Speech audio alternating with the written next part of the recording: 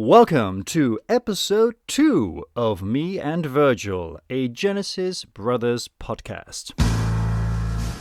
Well, me and Virgil, we beat the desert, riding fast and riding hard. We hit the city, the past behind us, so we raced some hell, we had some fun. Washing dishes. I am Dan Telander, or aka Daniel. If you don't know what I'm talking about, then you have to check out episode 1 again. And with me, of course, as always, both biologically and, of course, historically via Genesis, is my brother, Alex C. Telander. Welcome, bro. AKA Virgil, apparently. Yeah, even though I don't like that name. Hi, everyone. Glad to be back again for episode 2. Here we go, talking about what we like about Genesis. Exactly. Welcome to episode 2, which is I Know What I Like.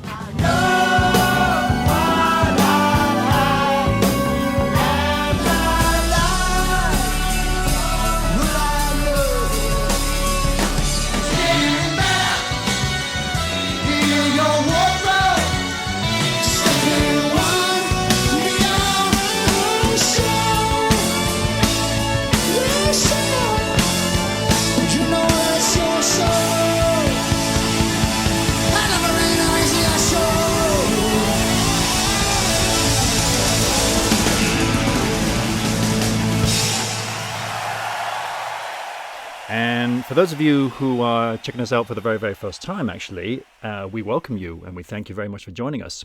If you'd like to get a little background of myself and my brother and how we got into Genesis and what we like about them, etc., and how they made an impact on our lives, then we recommend highly to check out our very first episode, From Genesis to Obsession. Mm-hmm. That gives you a little idea there of what it's all about. I suppose it's not required, but just recommended. Yeah, totally. You know, it's up to you, really. And for those of you who are rejoining us for this episode, welcome back. And we thank you very much for sticking with us.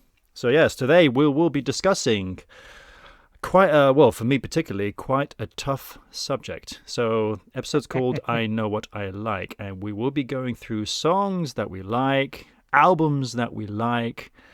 And I guess eventually we will be going in the opposite direction as well, bringing up maybe the things maybe the one song or the one album we're not too fond of, etc. We would say hate. I don't think we've actually ever hate anything by Genesis. No. We're not quite as favorable with, you know. Totally. And we figured, because maybe you fine listeners might be wondering about this as well, thinking, well, you guys have been so obsessed with this band for so many decades, then, you know, curious to know what, you know, that infamous question, you know, what's your favorite, which album you like the most, etc., etc. So we figured we just do this one next, get this one out of the way, and then we can move on to other various fantastic subjects to do with this band. I will caveat, and you probably, it applies to you, I would think, too, is with our favorite stuff, when you've been a fan of a band for so long, and a band that's been around so long, your favorites can change over time and decade to decade, I find. And so even, you know, how much older I get or whatever changes, some things on my favorites do change a bit. But I'm pretty confident in what I've picked today. Good. Glad to hear it. I was going through it. I've been the last couple of weeks, I think, going through it. And I think it's kind of changed for me a little bit as well.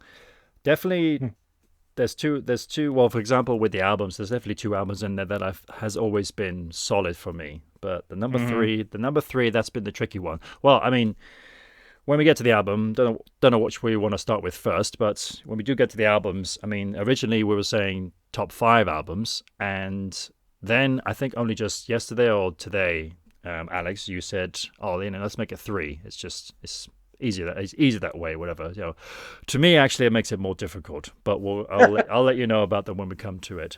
Well, my reason as well for switching, I was saying, was because it felt like if you do top 5 albums, then you're doing a significant chunk of Genesis. You know, I mean, if you were to take like the most recent 5 albums, I mean, you're going into what, 25 years of music. Yeah. I mean, it's definitely an exciting exercise to do because, as you just said, there's 25 years of material here to choose from. So you're saying it was 3 was easier for you than doing 5? No, actually, 3 was harder now, I would say. Okay, good. That was my point. Yeah, I wanted to make it harder. Yeah, exactly. Oh, one other thing I want to check first. So when you were working through these and picking them, did you re-listen to some of them just to confirm that they were your favorites, or was it just more like, oh, I can feel it deep within my bones that these are the right choices? I well with definitely with the albums regarding that the two I for me it's just always been those two, just because Hmm. and naturally as well from the nostalgic perspective, and they've just been around in my life for so long. With album number three, I did listen to one of them recently, and I thought I was going to be set on that. And then that's when you suggested let's make it top three instead of top five, because this album definitely would have fallen into my top five actually. Hmm. So that now Yeah. made it more difficult. But I was listening to an album today. I won't say what it was, and I hadn't really listened to it in a long time. And as soon as I started, I was like, "Damn, this is good. Jeez, this is really good." However, I did go away from it though after concluding it, saying like, "Yeah, but it as amazing as it is, it definitely has just that general sound in that album, Hmm. which to me is great. It's fantastic, but maybe I don't know. It just in terms of its sound, there's not enough variety in there. So Well, how about when we pick our top threes and go over them and stuff, then we'll do a few runners up that we had that were almost made the cut but didn't quite make it. good point. Good idea. Yeah, let's make out the B side albums. Yeah, the B sides did make the cut. In your archive box set. Yeah, also true. Or it's just one really massive record, that's about, a couple hundred meters wide. Yeah, well, why don't we then just kick off with the albums as we seem to keep referring to All them. right, if that's what you want to do. You get to choose. Your host today. Ah, right. Okay.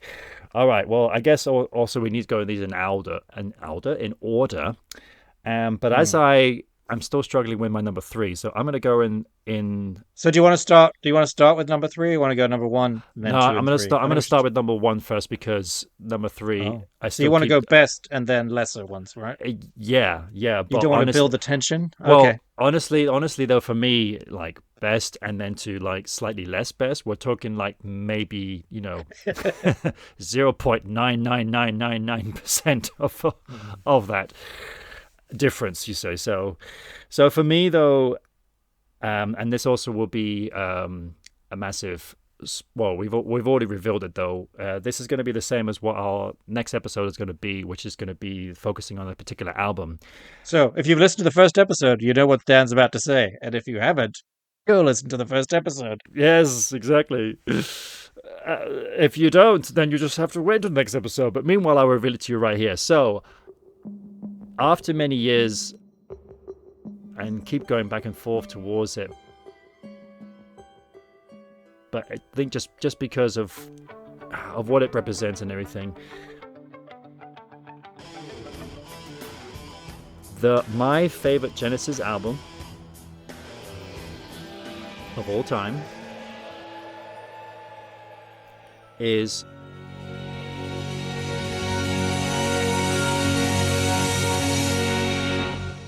We Can't Dance.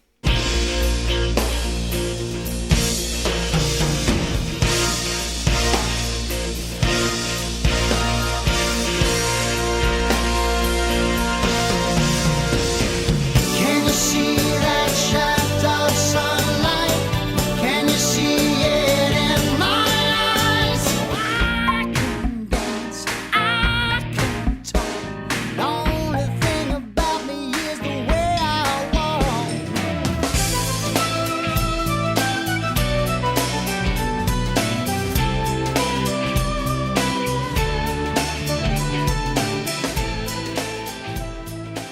And the reason behind it, and I guess like I said, it's a very nostalgic feeling. I mean, it was the album that got Hmm. me into Genesis in the very first place. I was there, like technically I was also there when Invisible Touch got released and the Mama album and Abacab, but just barely. But I remember vividly, I was very much there and recall seeing the Hmm. trailer for the album release, etc. So and it just has this huge, powerful sound behind it. And of course, I'm a musician as well. Those of you who need reminding or need informing, I am a musician, so naturally I listen to it from that perspective as well. And Hmm. it just has variety. It has dynamic.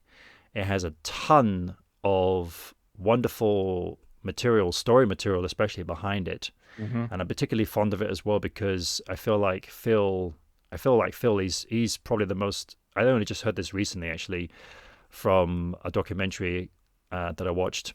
Another kind of documentary that somehow emerged onto the internet. I've never come across before, really, but and which will also be an episode for another time about the amount of material that you can still keep watching in terms of documentaries about this band. That's the beauty of being a Genesis fan, that the band keeps on giving in ways you don't even know how. Yeah, yeah, totally. And Phil was commenting that he felt that he was the most proudest of his writing contribution to this album, particularly in Hmm. terms of the lyrics. And if you look at the very Hmm. first four songs, for example, the lyrics are all written by Phil. And so he did those first four songs: No Son of Mine, Jesus He Knows Me, Driving the Last Spike, and I Can Dance.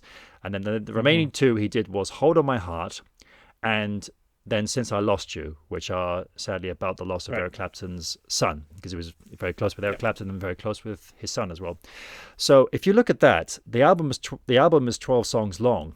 That means Phil contributed lyrics to half the songs in the album. That's a lot. That is a lot. So does that show your bias then, because you're such a Phil fan, and so since he did half the album, that makes it number one easily. Yeah, but ironically, though, I've never really been a lyricist type of person Lyricist. to really pay attention to the lyrics of any music. I mean, I, Hmm. I I did, I guess, with the We Can Dance thing, but it never really sunk into me. I mean, it's obvious we know what the Hmm. songs are about and everything, but I could spend 20 years listening to a lyric and then suddenly on on day one of the 21st year or whatever, I'm like, Hmm. oh, he's singing about that. Okay, so uh, I will talk about it a bit later, but I just recently realized, yeah, really what I know what I like the song is actually about, and it all makes a lot more sense now. But we'll ah, we'll talk about that towards the end of when the we episode when we talk yeah, about which will be one the of I those know what I songs as like well. song. That'll be informative for me because I don't really know either. So I presume I know what it's about, but maybe I don't. Who knows? Yeah, and another reason behind this album as well is because I just really love that because when they got producer Hugh Padgham in to really and Hugh Padgham I loved his concept behind Hmm. it. He says he really wants to recreate the proper organic sound of the musical instruments, particularly the drums. And he said, you stand next to a drum kit and you Hmm. hear the drummer playing the drum kit, they are freaking loud. You got to get away from it.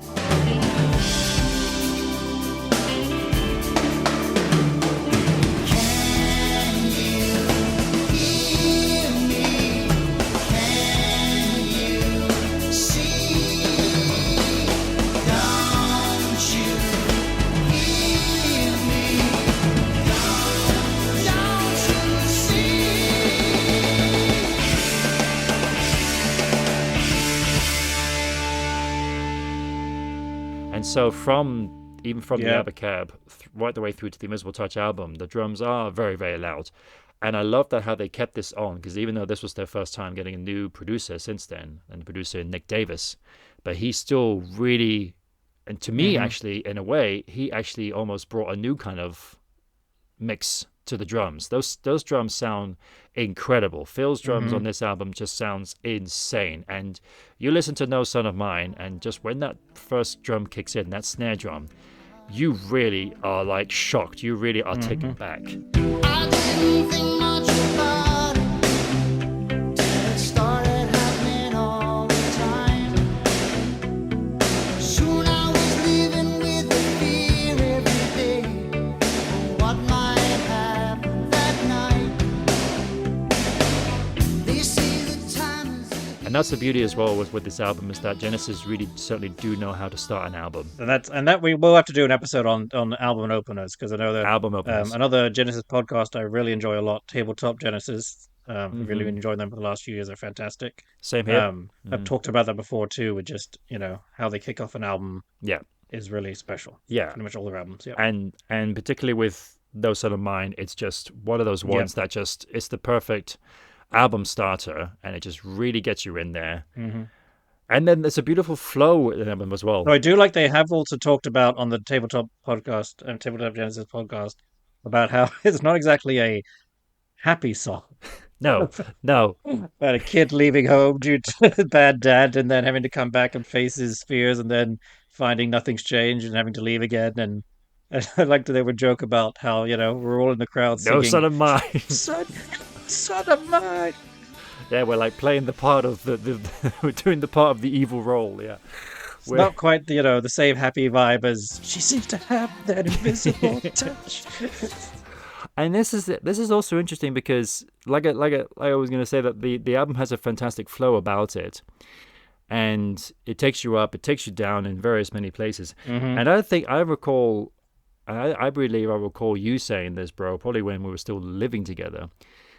And maybe this was just a fun thing you were doing at the time, but it did make sense to Hmm. me. They said, okay, well, the album's called "We Can Dance." And we're wondering why is it called "We Can Dance"? Now they did say like, what's that? Well, because we're not really as hip as the dance music that's coming out these days. It was Hmm. '91, this great, in my opinion, this great dance music was happening, So, but they were totally not in that vibe, and so I guess they just wanted to point it out to them as well.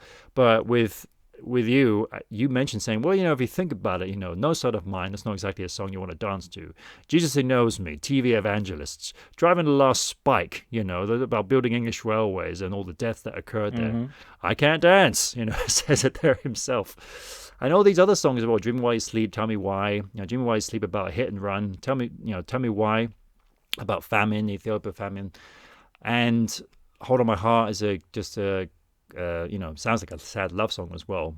And then Since I Lost You, Hmm. Fading Light. So it almost feels to me like a strange way lyrically a concept album because it's like, well, it's tough to dance when you've got all Mm. these issues going on in the world, which of course they've always done. So they've always addressed maybe not so called Right, issues, but just right. facts of But Mike life. has written his what they call his protest songs, like Land of Confusion and stuff like that. Yeah. Yeah. And then also Phil, I mean, he's coming off of, But Seriously, which is a similar topic point Mm, of, mm, a lot of the songs are a bit important things about troubles in the world and problems in the world. And totally. he probably just carried it over because nothing really got better, Nothing really No, changed in those few no, years. sadly And, not. No. they still need to talk about this. And I remember too, well, we can talk about it this more when we do the album and cover it, but I remember with Tell Me Why, when they released it as a single, Yeah. all the proceeds from that single went to charities and stuff like that to help I did famines and stuff like that. Yeah. I did not know that. That's wonderful. Yeah. Okay. I don't know if I want to give everything away in this episode or save it for the next episode. But just to say, yes, this was actually my favorite album for a long time. Mm. Mm-hmm. 20 odd years or so, but it's only the last probably 5 to 10 years that it's dropped off. Okay. But it was, yeah, the first cassette I owned, the first album Yeah. I Yeah. owned. Mm-hmm. Um, and having No Son of Mine as that starter and everything, and with that drum, I mean, I think honestly, one thing I do still feel attached to is with No Son of Mine, out of all the Genesis songs, the drumming in that and the drum fills are still the most like fresh and original I've ever heard in any song ever. And it just like everyone hits you. And Yep. it's so interesting each fill. It's never just the same sort of repeated bit or anything like that. No. It's just unique each time, and that really Uh, hits me every time I hear it. Yeah. and naturally, me being a drummer, I can replicate every single one of those fills after listening to it since its release. Hmm. Yeah, I mean, exactly. I can too by air drumming because I've Yeah. heard it so many times. And also, just with songs like "Driving the Last Spike," Mm. I've always found it just to be an incredible song because as a writer, um, I can write narrative style, long form, and books Mm. and things like that. But I've never really done much poetry, and I don't consider myself, I haven't written songs or anything like that. And so, seeing how Phil, such with such beauty and skill, crafted this song with his incredible lyrics that dig so deep, into the building of the British railways and the toll of it on everyone and the lives lost. He did such an incredible job with it. But we'll talk more about that in the next episode. No, yeah, I was just gonna echo that as well. That this was a first really for Phil to contribute lyrics to a song of that length because I think Tony mentioned Hmm. this is not naturally normally the thing that he would do. And yet Phil said, you know what, let me have a go. And I think it was Mike even saying like this is probably Phil's best lyric he's ever contributed. You see, so Hmm. very powerful as well. And he just all because he had a book about it too. I just thought let's write about it. So Right. Yeah. Well, then the previous last song on the previous album by Tony features lyrics like nylon sheets and blankets help to minimize the cold. yeah, it's like bit more, yeah, naturally. But The, they the can't keep fantasy in out the him, chilling the sounds. fantasy in him remains there. Yes. Hmm. So yeah, I mean, obviously, I can keep going on about this album for ages, and naturally as well, And we will in the next episode. it's a very yeah. That's also a good point. So maybe we should just leave it at there. So Yeah. yeah, so like You've I said, you've it's you've still piqued everyone's interest to save it for next time, and you've shown that number one for you is We Can't Dance. so yeah, it's the number one for me. From the beginning to the end, probably, huh? You don't think it's ever going to change? I don't think so. No, no. I was Hmm. gonna say one more thing, but I'll leave it for the next episode. Okay. So that's me. That's me. That's me. And now we'll move it over to you, Virgil. Sorry, Alex. So yeah. So, as I said, We Can't Dance was my favorite for a long time, Mm. just because I think because it was my first cassette tape I owned and first album of theirs I listened to, became very attached to, and just it was great music, and also the more over time, I was more and more nostalgia for it. But then as I've gotten, I again feel over the last 5 to 10 years of just hearing more and more of Genesis, of hearing them over and over. I mean, generally because of my day job where I'm delivering the poster each day, I get to listen to audiobooks and podcasts and music all the time. Mm. And so there's usually once, anywhere from 1 to 3 times a year, I will just start my Spotify playlist of every Genesis song in order from the Mm. beginning and just listen to the whole thing through. And Wow. so I've done that many times in the last few years and things like that. Um, and it's really after hearing each album in order chronologically that I've come to the acceptance, and this is echoed I've heard with other people too. The best album Genesis have ever done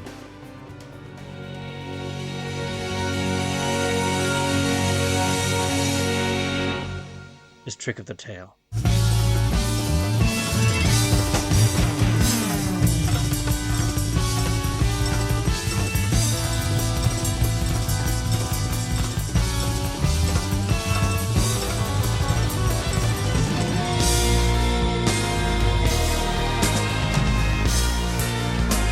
Better start doing it right.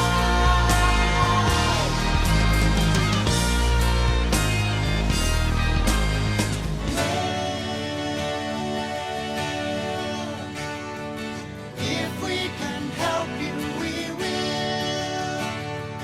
You're looking tired and ill. Take away the rain. Rivers never run out.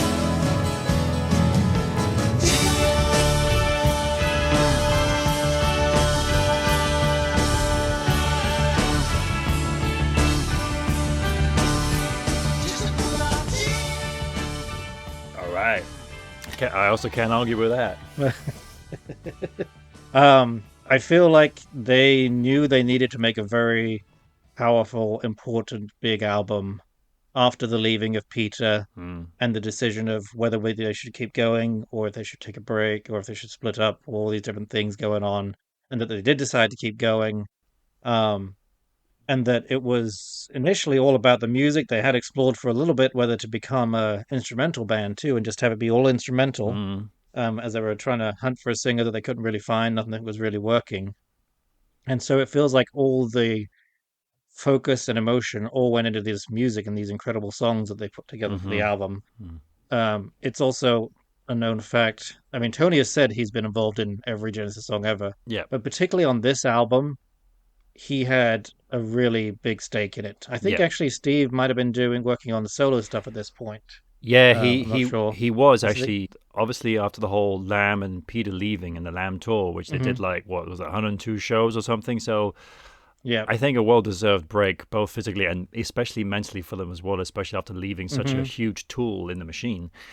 That they kind of did their own things, and Phil was off busy with Brand X, and Steve was finishing off his solo Yep. album. And actually, Mike was doing stuff with Ant, right? And Anthony Phillips, I think, probably with some of that stuff. Well, I want to say I think they were Yeah. all guess right because Ant's debut album came out in Mhm. '77, so I think he was already working with him on that. I think Phil Hmm. got involved with that too. Yeah, he did a song or two. Yeah. So I think it was Tony who was quoted, "Am I the only one who's writing music for this band now?"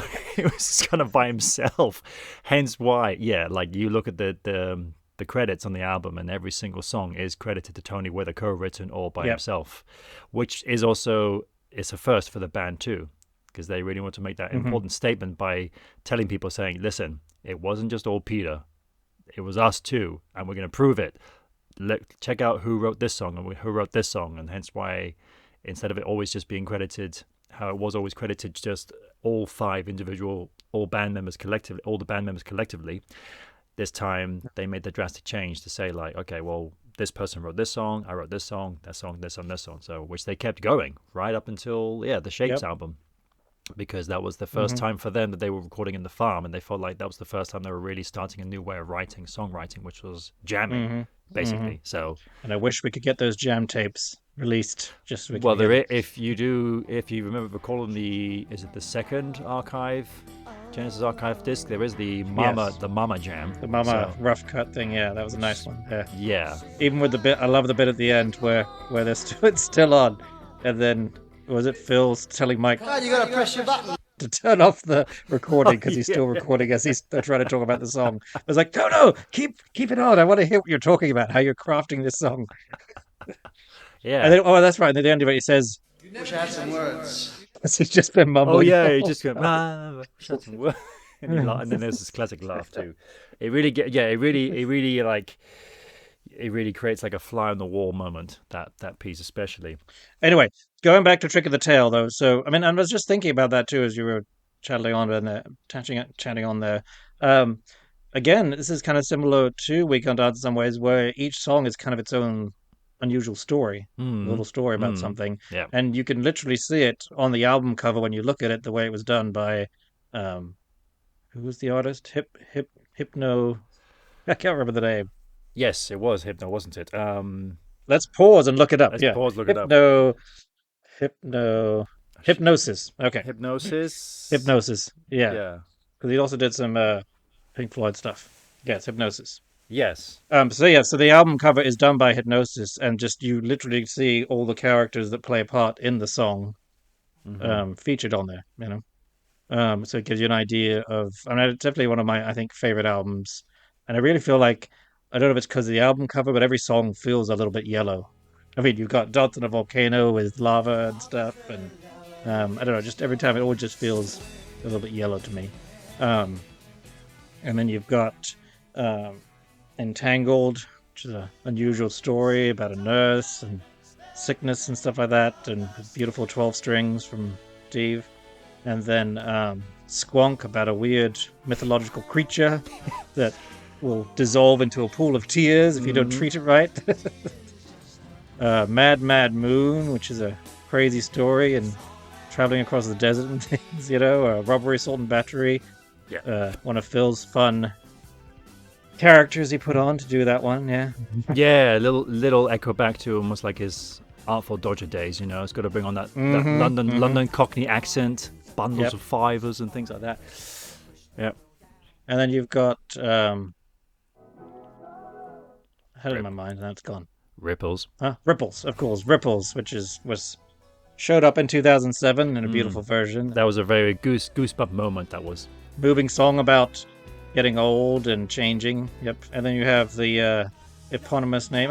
Similar again, where you have I Can't Dance and We Can't Dance, and you have Trick of the Tail as a track on the album too. True, which strangely enough was never done live. You would think like the actual title track was done live. No. However, there is a fantastic video if you want to look it up on YouTube. Oh yeah, one of the best. The band is playing and Mike Tony's on the piano, and Phil is about 2 inches tall, and he always is angry about it. Yeah, he's already small enough, and now they made him even smaller in this video. And Steve's got this wearing this claw-like hand as a glove, playing over his fret. And this will definitely naturally fall into another episode that we can do about the videos. Mm-hmm. We'll do that, and we'll definitely do an episode on this album too, and going into deep dive into each track. Yeah. And then of course it ends with Los Endos, which is actually, even though Tony wasn't heavily involved in it, I mean, Phil kind of worked on arranging it and putting it all together, and it definitely has that feel to it. That was pretty much his baby. Yeah. Yep. He kind of like was singing the parts. Yeah, I found it if you listen to when they did this album live, So this was Phil's very first tour as the lead man, Mm-hmm. and they're playing in the Hammersmith Apollo in London. There's a bootleg of it as well on YouTube, a really fantastic quality. So Dan, it's haven't you performed there? no, I haven't actually. No, no. Oh, That was the Hammersmith Palais. Yeah, close oh, sorry. Okay, I just heard Hammersmith. So close by, close by. Yeah, no, but we did go see friends of ours perform there. That's why. So in the Australian Pink Floyd. oh, So that's right. It was yeah, Aussie Pink Floyd that performed there. they've played Yes, there numerous times. Yeah, yes, that's right. You and were there. so technically I was in the crowd. Yeah, but I loved how when that was the tour, of course, when Phil was, even though very outgoing, very stage experienced, West End experienced Mm. fella, Phil was being the front man. He's, I guess, for some reason there was the discussion, the decision about to not only have him introduce the songs, but other members of the band introduce the songs too. Yes, And so that's you right. had Yeah, yeah. Steve and Mike, and surprisingly Tony did not. I think Mike. But Oh, well, Steve talked about Entangled, and Mike well, did one of them too. I forgot what it was. Yeah. this was the point I was going to get to with Entangled. Mm-hmm. That so I don't know if you've heard this, but so Steve is saying, Next number is about a recurrent nightmare which becomes so bad that the man has to seek psychiatric help. and then I think some random bloke from the crowd screams out,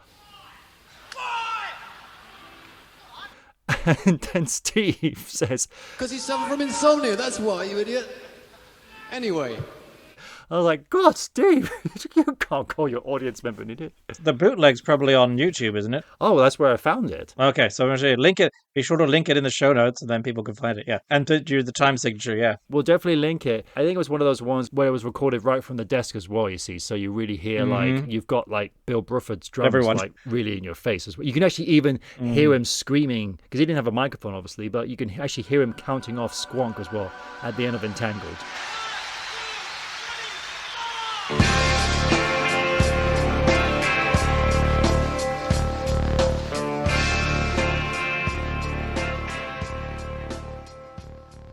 Or like at the end of well, it's actually the fourth side live of Three Side Live when you have It and Watcher of the Skies, and right at the end of Watcher of the Skies, that they're just about to do the big finish. There's this cool sound of someone going, Yeah, yeah. And for years I've wondered who that was. and I always thought Yeah. it was Phil, and apparently it's some audience member. It's like, wow, I presume it was Phil as well, but then you thought, well, how close is that guy to the microphones then on the stage or Yeah. something? Because he must be like right up there to the front, and he must have just been. I mean, to be honest though, when you listen to that performance, I mean, I was going, that performance is just insane. So, and that was the final encore for the tour as well, that Trick of the Tail tour. So yeah, but yeah, Trick of the Tail was definitely one of my in my top ones as well. and I guess especially thinking it as a whole comprehensive album compared to all the albums as a whole piece, not just like all these have really good songs on this one, there's good songs on this one. As a whole album, Trick of the Tail does it for me. All right, let's move on because otherwise we're going to be a 5-hour podcast. What's your second pick? Right. Well, I guess Trick of the Tail was very, very close. It was very, very close, actually. In fact, drag. Am I actually going to Is call he going to now? change it right here, right now, folks? Am I going to change it right now? Am I going to change it right now? A live edit? Maybe I am. I'm going to do a live edit right now with being Trick of the Tail because it does. I sold you. I mean, the album. Sold you on it. The album does include, my favorite Genesis song on it too. So there's a little silent spoiler coming up. Well, it's there. mine too. Yeah. So I guess it just Maybe makes, it's the same one. You never know. I guess it just makes sense that maybe that's because I suppose if you break it down, every single song is like, right, do you really, really love every single song? And I say to myself, yes, I do. With this other album that I was going to put in a number 2 position, I'm like, do you really, really love every single song on the album? It's like, well, that song, I wouldn't wake up sweating if I didn't hear it first thing in the morning. So I guess I'm going to make a And that's live... that's what be my critique of Week on Dance is that I have 1 or 2 songs I'm a little less fond of, put it that way. Okay. Again, as a whole comprehensive album. Okay. Whereas Trick of the Tail does it for me every time. Yeah, then you know what? I think I'm going to make Trick of the Tail number 2. Yeah. Also, what helped was there's this, which we'll link in this too. There was he's a guitarist who does YouTube videos of how songs are put together and stuff and how you play them and things like that. Uh-huh. And he did one on Dance on a Volcano and was just like, he was blown away by how complicated of a song it is with all these different time signatures and things going on. And watching that, you realize just like it's like a complex opera or symphony or something with so much going on that like how do these guys just do it together? But when they got together, they made incredible music. Is what the answer is. This guitarist. Oh, there's a guy called Rick Beato. His name just came to me now. I think that's what it might be. I think it might be him. Yeah, he's silver-haired. He's Yeah. actually a very long-trained musician, long-term trained musician. That's what I thought. And Yeah, producer and but everything. he did a whole thing And on yeah, he Dance on the did. Volcano. Yeah, He did the whole Dance on the Volcano. we'll have to find it and link it in there. Yeah. I mean, when it gets the thing is, though, me being a drummer, you would think like, okay, well, I love my time signatures, especially with this band and everything. It's like, well, Mhm. actually, no. I grew up listening to this music when I was like, 12. I didn't know anything about time signatures To back appreciate then. it. Yeah. I just listened. I mean, with Firth of Fifth, I happily was drumming to Firth of Fifth when I was like 12, but only because I was listening to the melody. I wasn't thinking Yeah. like, well, it's this in this time signature. And it's the same with Dance on the Yeah. Volcano as well. When he explained, saying like, well, there's like 3 different time signatures that's in the intro, and I was like, I didn't know that. I'm just Yep. listening to the melody, and I still do that to this day. I mean, it's almost like I was just thinking. It's like reading a book when you're younger. You might just appreciate the story for what it is. But as you're older and live through life and things, you can pick up more with the characters and what's going on with the True. story and subplots and things that you wouldn't have been able to do as a younger listener. True. But yeah, things like that with Dance on a Volcano and the other songs too. Just that's what makes this the number one for me. And apparently the number two for you now, huh? Apparently, it is number 2 for me now. Yes, it is. So there you go. All right. There you Shall I go. move on to my number two then, since we know you're number two? Yeah. Unless there's anything else you want to say about the album. There's so much we could also say about the album. Well, I mean, obviously it was there. I mean, definitely a good choice of an album to have after the crazy world that was The Lamb, and all that stuff. Going from a concept album consisting of, I don't know how many songs, what is that, like 22 songs on an album or something like that, I think it is, to then just simply 8 songs on an album. And that's probably one of the reasons why it also did so well. Though, to make a point, like The Lamb, where they got together and recorded all the music while Peter was dealing with certain things like a very pregnant wife who was having issues with the birth and things like that, and then possibly co-writing was it the soundtrack or something to a movie with the Exorcist director or something like that, and all these different things. No, he was hired by William Friedkin as a person to bring ideas, and the sound check was going to be by someone else. I've forgotten the name of the band now. So he was a person going to bring ideas. So yeah, that was a funny. Oh wait, it was. I just remember hearing this on the I Know What I Like Genesis podcast. It was Tangerine Dream. Tangerine Dream, yes. Yeah. And who I like their music too. Yeah. Yeah, and he, that's right. And he said like, well, I want to do this. And then because obviously Peter's been he's been very passionate about film. He studied that. He was going to go into it as well. I think before Genesis. Yep. He was going to go into film school, I believe. So but he. And then it was like, well, no, you either do that or do this. And then Peter just said, okay, I'll do that instead. Then left the band. Yeah. Well, but that's while he was doing all that, the band was together writing the music of The Lamb. And again, like with The Lamb, the Trick of the Tail was a similar thing where they didn't know if they were going to have a singer or who was going to sing it or what. And so they wrote all this incredible music. True. That was the album. And then, they eventually decided, well, let's have Phil record a few tracks just to get a feel for what it feels like. Get a feel for it. And then realized, wait, maybe you should just do the job. That's true, actually. I never really thought about it before. Even though they always have said, oh, but we didn't really think Phil was going to be the one to do it. We were going to find a singer and do all this stuff. And I don't believe that. I think that's bullshit. Oh, do you?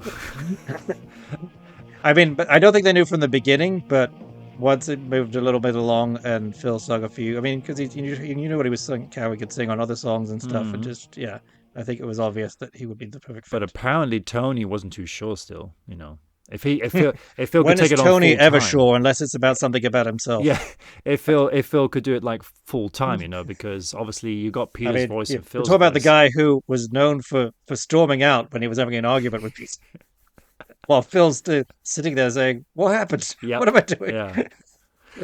Yeah. Anyway, shall I move on to the second one? Yes, please enlighten us with your second one. So my second favorite album of Genesis is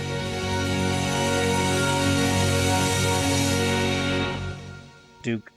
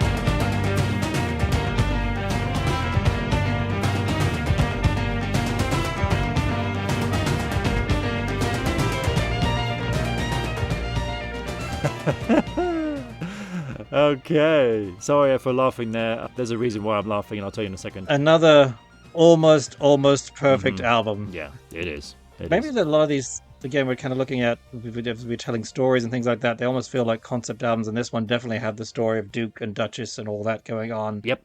You've got the Massive. incredible banger of Behind the Lines, which they kicked off their last couple tours with as well, and just ending with Duke's Travels and Duke's End, which is just a piece of incredible Yes. music that feels like a classical symphony again. And then a number of songs in there in between that are just great. I still would have kind of liked if they had put it as the Duke Suite and then added on the other tracks. Right. Yeah. Which They did it live, They which did was it fun to live. hear. They did it live. Yeah. Good. No, another good choice. I mean, and they really helped with them because at the time, with the previous album, and then there were three. It was that world was very, very new to them. It's like, right, we've lost our lead, we've lost the lead guitarist, but that's okay. We'll just carry on now, and Mike's got to take over everything in that department. Right, And but he's got to learn how to be a lead guitarist. Yeah, know how to fill the and role. Yeah, Phil, and of course Phil at that time he was going through hell with his marriage and everything. It was all right there and then, everything happening, and then of course with the album Duke, then Phil was in a different place then with in his relationship status, and Mike and Tony had already done their solo albums, so it just felt like there was a new lease of life for them to begin with. And it is definitely a bit of a transitional album as well, just for everything they were going through, but also it's 79 going into the 80s and moving into a new decade and stuff. That's another big thing just at that point. And I mean with the Trigger the Tail album, apparently Dance on the Volcano was the first piece they wrote for that album. So, and I don't know if this is true or not, but I wouldn't have been surprised if it was the same case with Behind the Lines for this album. That was like, I think that was the first proper time they really jammed something out, I mean, you could hear that in a jam session and just feel like, massively. Okay, this is good. Just keep doing this. Keep pushing it. Yeah. And I love the way they use themes again throughout the album from it and stuff like that. Yeah, so it's definitely a concept feel of this album. Totally, 100%. That's my number 2. So, what's your number 3? Duke. Can I guess? Duke. Is it Duke?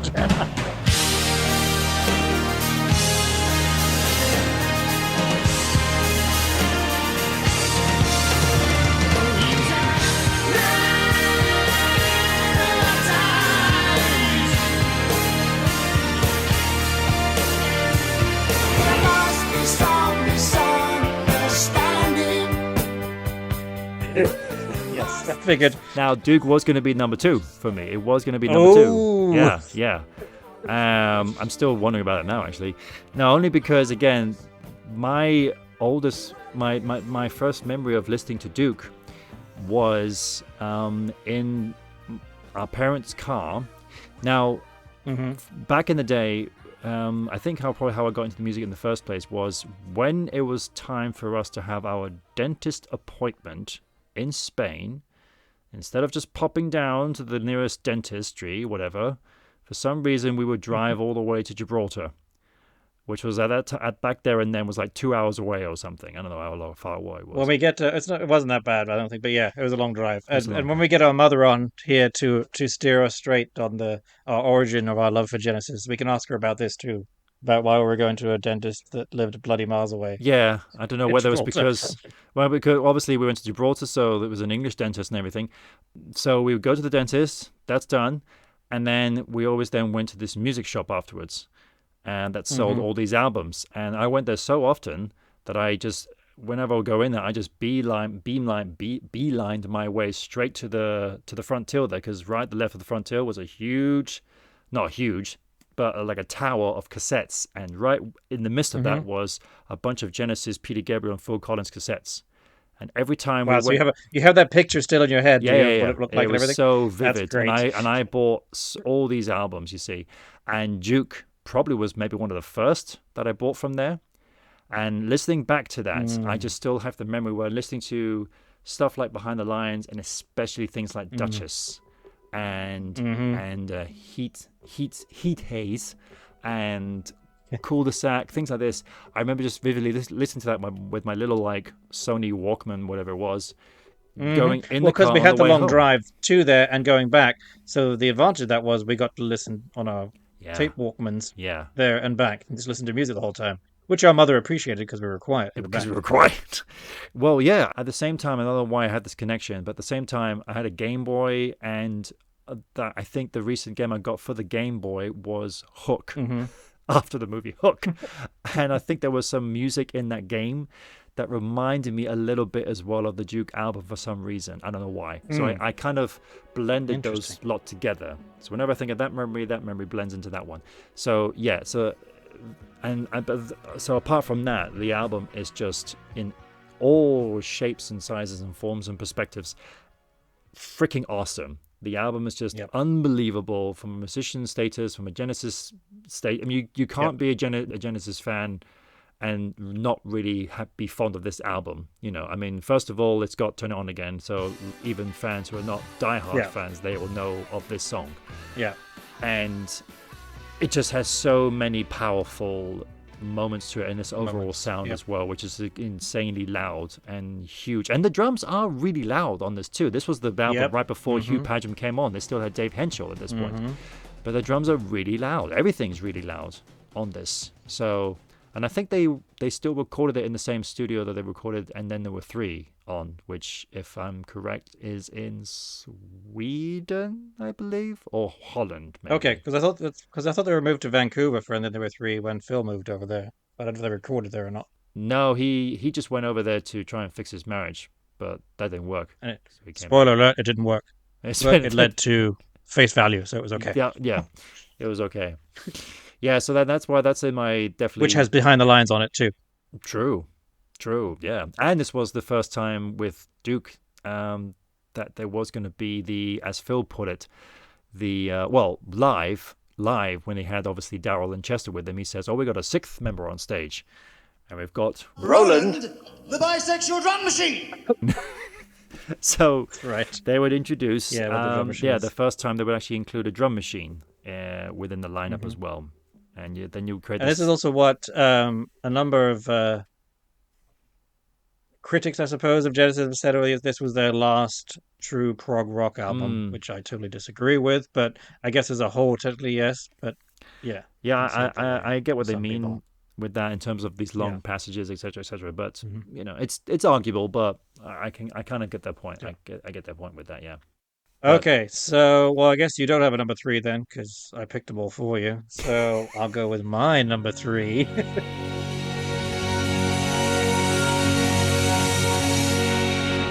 Which is Foxtrot. Ooh.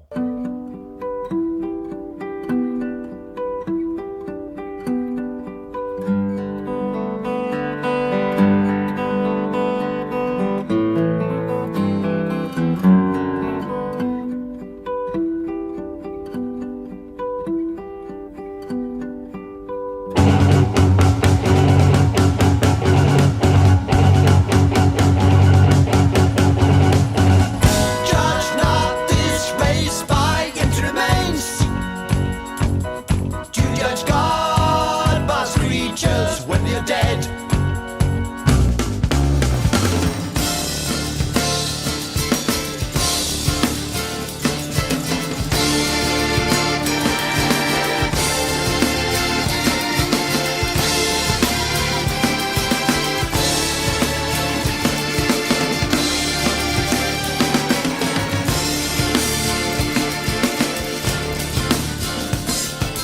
Get 'em out by Friday. I've told you before, it's good money gone if we let them stay. And if it isn't easy, you can squeeze a little breeze and our troubles will soon run away. Six, it's no longer alone. He's getting out the marrow in your backbone. On the 7 trumpets blowing. Sweet rock and roll. In blood, he's writing the lyrics of a brand new tune.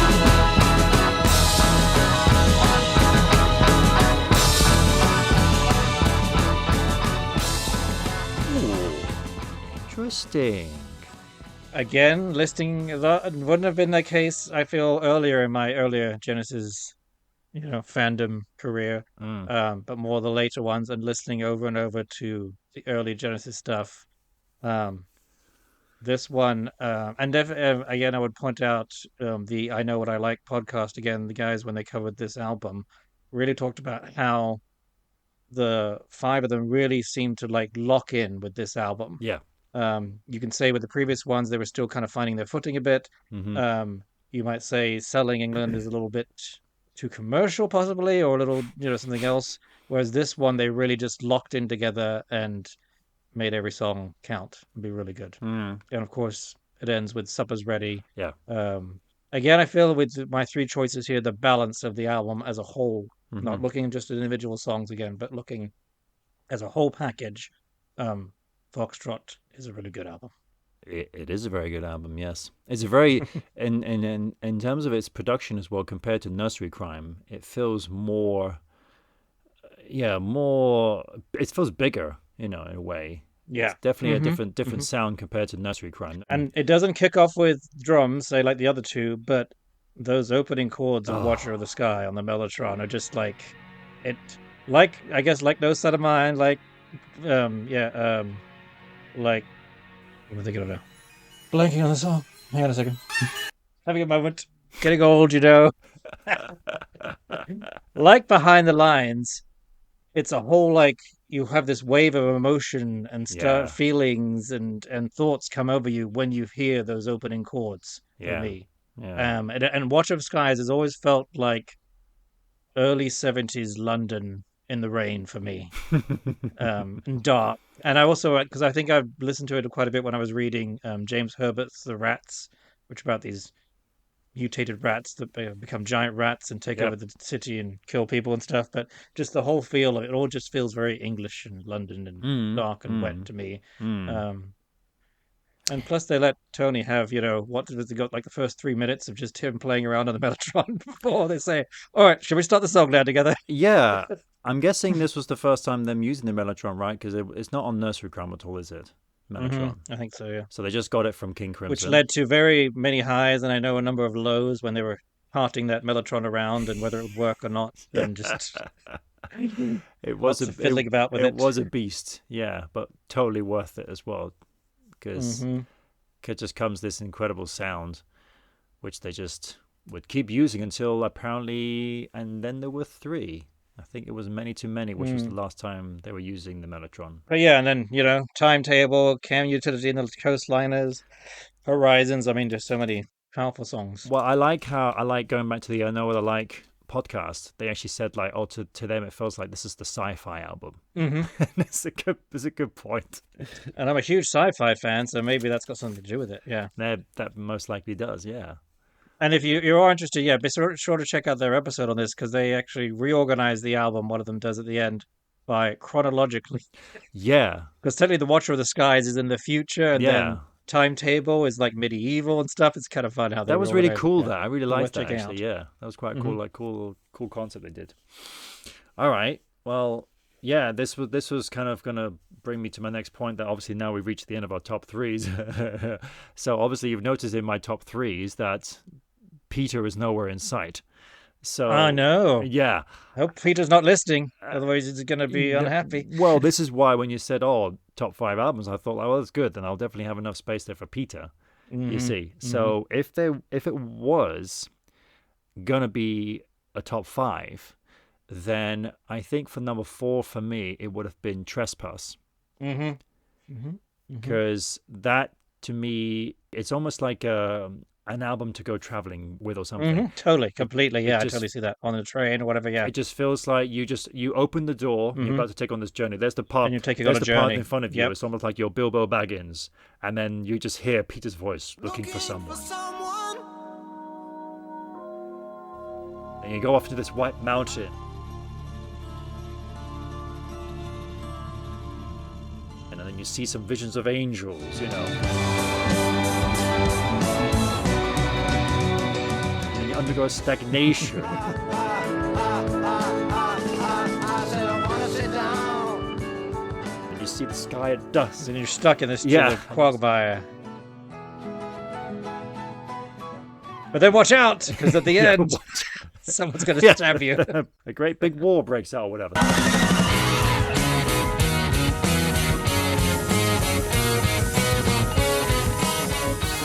So that to me, and it's always just, and again, probably one of the first albums as well, probably next to Duke, that I bought at this shop in Gibraltar as well. So I was listening to that, but the funny thing is, at the time though, I still thought, before knowing the full lineup properly and the history and the timeline, I thought it was actually Phil Collins on the drums as well. You see. Because my knowledge of drums back then wasn't so much. I wasn't really playing yet, I don't think so. So, of course, then when I heard that, and then I heard him play, like, for example, The Knife live on the Genesis Live record, I thought, wow, he's really changing things up here, Phil. He's gotten much better.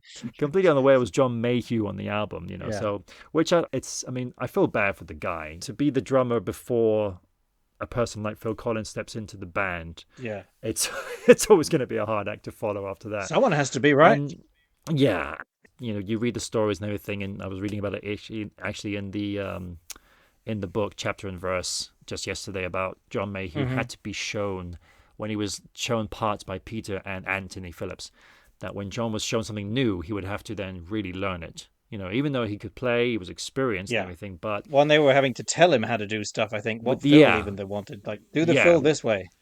Yeah, and I think it was Peter who said, he was really enjoying that he had to kind of, keep bringing his knowledge of drums out. And then, of course, when Phil came, it was right, I don't need to do that anymore. Then he felt kind of like, oh, okay, so I can focus on the singing and the songwriting. I will say, though, as cheesy as you could think of, Stagnation, where it's got the...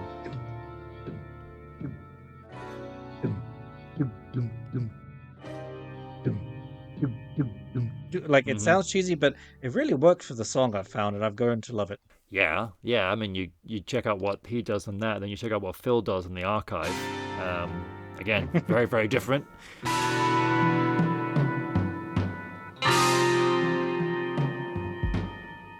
Yeah, he really John Mayhew just really blended in with the music and just did the parts that worked. That was it. There was no that was it. And for what it was, I think he did a fantastic job. And I do like a lot of the drumming in that album too. And that says something for you to pick that as a fourth one of a out of all their discography. And even though it has this drummer who's not as good, but you still respect what he did. And as a whole, the music and the album and everything does something special. Yeah, it makes a statement for Genesis. It just has this, especially when you hear something with White Mountain, it really helps paint the picture for you. Disregarding what the album cover looks like. When you look at the album cover, you look at the distance there actually is a white mountain. With that, you're instantly transported there. And even the same with Looking for Someone, you really feel like you're on this journey. Which they actually did live in 77, 78 for the Seconds Out stuff. It was White Mountain, wasn't it? White Mountain? Yeah. No, they did that for the Trick of the Tail tour. Yeah, well, that's what I meant, Trick of the Tail, which is crazy. Of all the songs you would have picked possibly from that, I wasn't surprised with that one. I was very surprised with that one as well. Yeah, I mean, very different. I think it's to hear Phil sing it. It's in a slightly higher key as well for Phil, which is very bizarre.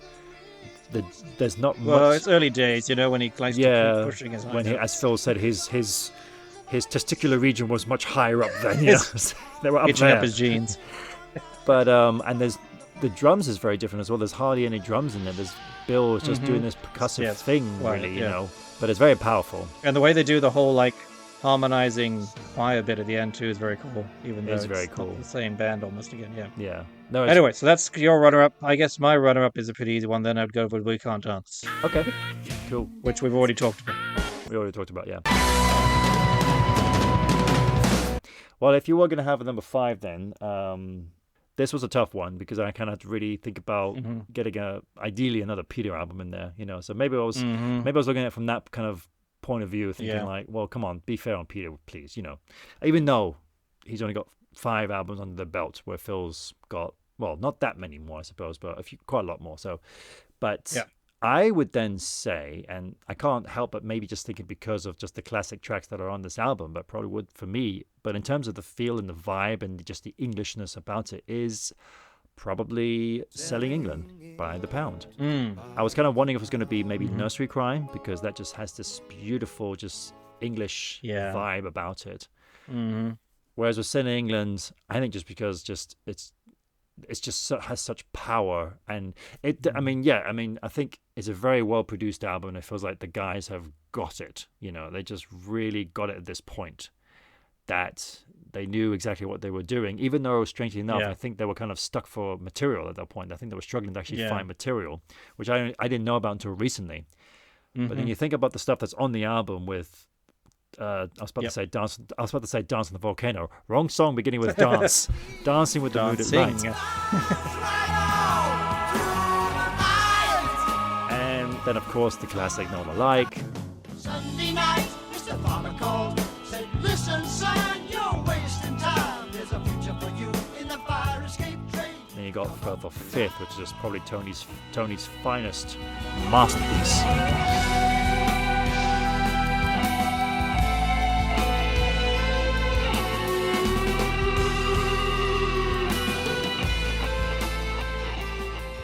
And I do like, I find More For Me quite appealing. I really like that one as well. It's kind of like For Absent Friends Part 2 in a way. Except when things weren't going your way.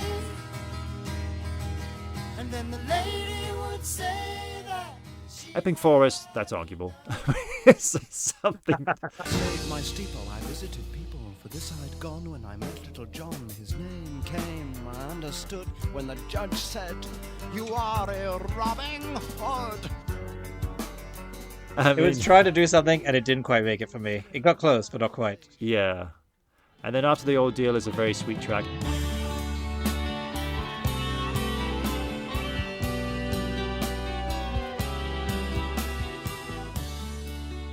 And then, of course, you've got the classic Cinema Show.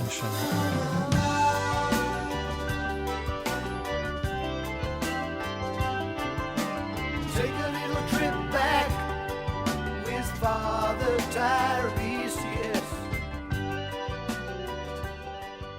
And then the ending with Isle of Plenty, which is a bit of a strange track.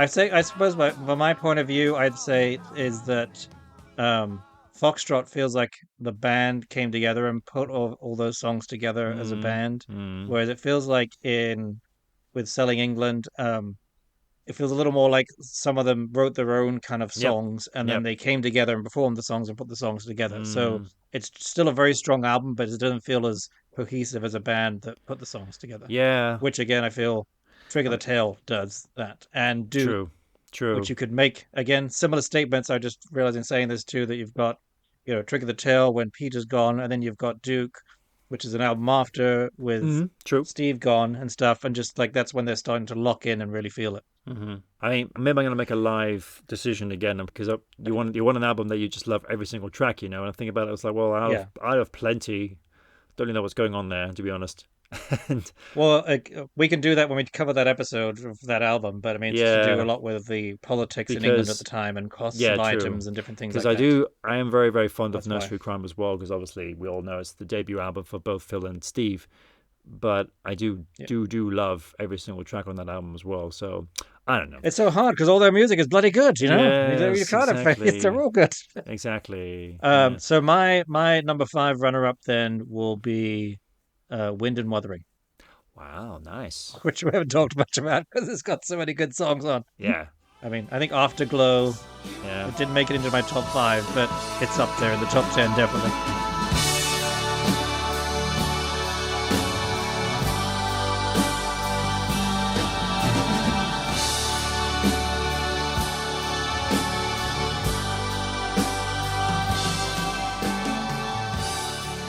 Yeah. So hard. Well, again, yeah. And I was going to say also, I feel like Selling England definitely rises and falls and rises and falls over the years as I listen to it.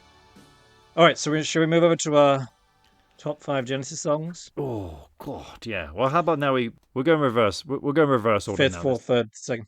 Okay, so we're going to go reverse order. Yes. Why don't I start changing it up, huh? Yes. Shall we? Yes. So we'll just bounce off of each other. Okay, number 5 for me is Looking for someone. Oh, nice one. That is a good one. It's funny because it's the first, song on Trespass, their first big album. Well, big. big in the music of the band, not necessarily in the record sales, but I feel it sums up Genesis in so many ways of just like how he sings in it, the music, the way it changes all the time. Yep. Got a number of cool solos in there from Tony, and it's got everything I want in a Genesis song. Totally. All right, what's number 5 for you? This was a tough one. It was between Mama. Oh.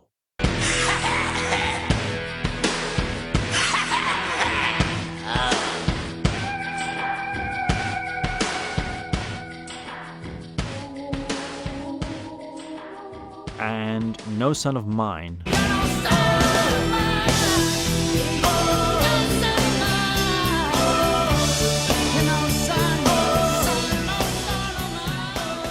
Oh.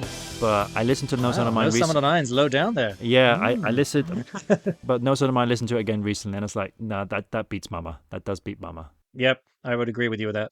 It would edge it up. Because dynamically of how it starts from very just almost practically nothing, just from a tick. As a complete song on everything Yeah, and moves and everything. Yeah. So, and it's just one of those songs that just Genesis they really got right. So yeah. This again is very much a list that ask me next week.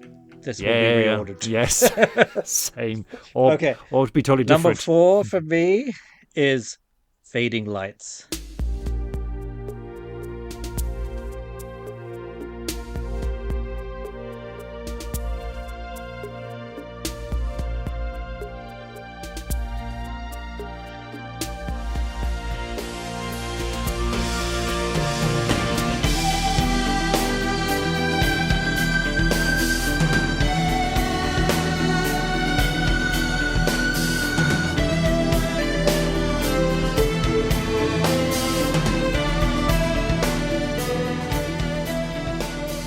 Oh, beautiful.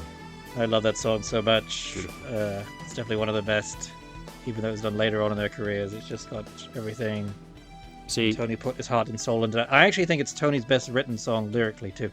it's very powerful and The emotion and everything to it, he really gets it that he may not have quite got. very potent, of course, especially when you know what's going to happen post that album as well, with Phil and everything. Yes, that too. That's probably affected it a lot too. I feel like for the nostalgia. Well, especially when standpoint they performed it on the last tour, Mhm. which was the last and tour. that they would. Yeah, well, exactly for the. Oh, you mean the Last Domino? Yes. Yes, the last Domino. Right. Yes. Although I still wish they would have performed the whole thing, and I want to hear the rehearsal where they Yeah, did. me too. Because Me too. I felt cheated. The thing with Fading Lights for me, I would be a little bit too impatient. I'd just be like, I just want to skip to the instrumental section. I can't listen to Oh, but I think the lyrics and the music are so beautiful. I It have is no very problems with it. beautiful. It's very beautiful. For a little, actually, I did. For a little while, I actually knew the opening chords a bit on the keyboard. Yes. It was pretty. Yes. It's actually pretty easy. But yeah, it sounds complicated, but it's pretty easy. Mhm. Anyway, your number 4. Number 4 for me is The Musical Box.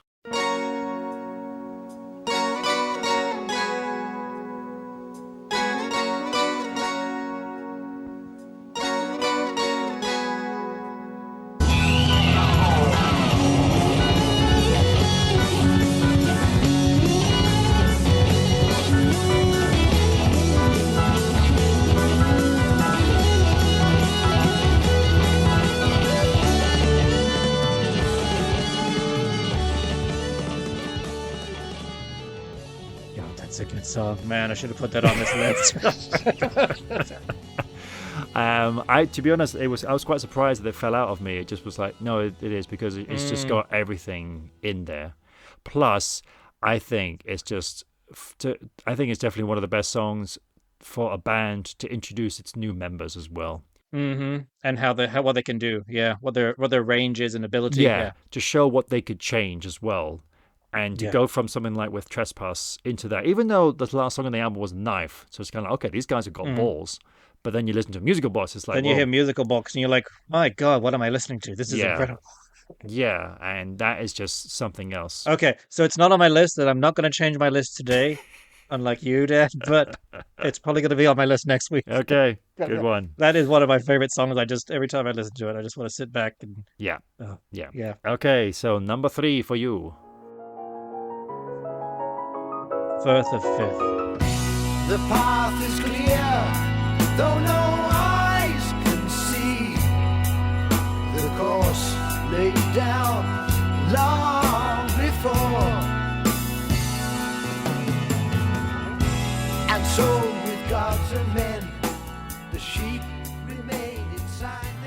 Oh, I'll join you. That's also my number 3. Oh, nice. I mean, Tony's piano playing is like, Beethoven or Mozart for me. Yeah. It's just like, Yeah. well, actually, no, Beethoven, since Beethoven was a pianist. But it's just beautiful music. Yep. And he reuses it many times throughout the song, Yep. and that's fine with me because it's so bloody beautiful. And I'm really happy that they kind of had that little mess around jamming those same chords with Peter playing it, and they just say, "Oh, let's just ask around with this," but we just do something fun with it. And then they're like, "This is actually really good. Let's keep doing this." And I bet if you ask Tony, I mean, it's the solo he's had to play, 54 million times on pretty much every tour almost. If you asked him, "Are you sick of playing this?" He would say, "No." No, yeah. Well, I got the honor to see Steve Hackett not once but twice perform this song in the flesh for his solo tours, and why would you get tired of playing this? There's just no reason to do so. Well, then you got to see Genesis and see Tony play it in the Last Domino. And plus Tony see it too, and good old Daryl doing. Oh, you mean a the complete fantastic song, as opposed to just the solo, right? Oh yeah, the complete song as well. Yeah, so Yeah. it's just got again everything in it too. Very powerful, very strong, very nice and long too. So yeah, Nice journey of a river. and beautiful stuff, journey. yep. I wasn't too sure if I was going to throw when you said looking for someone. I was like, oh yeah, that's true. But no, I'm glad I stuck with my list. So yeah, for now, See, list yeah. for this week. All right, number 2, Number 2, Dance on a Volcano. nice. Holy mother of God, you got to go faster than that to get to the top. Dirty old mountain, all covered in smoke. She can turn you to stone, so you better start doing it right. Better start doing it right.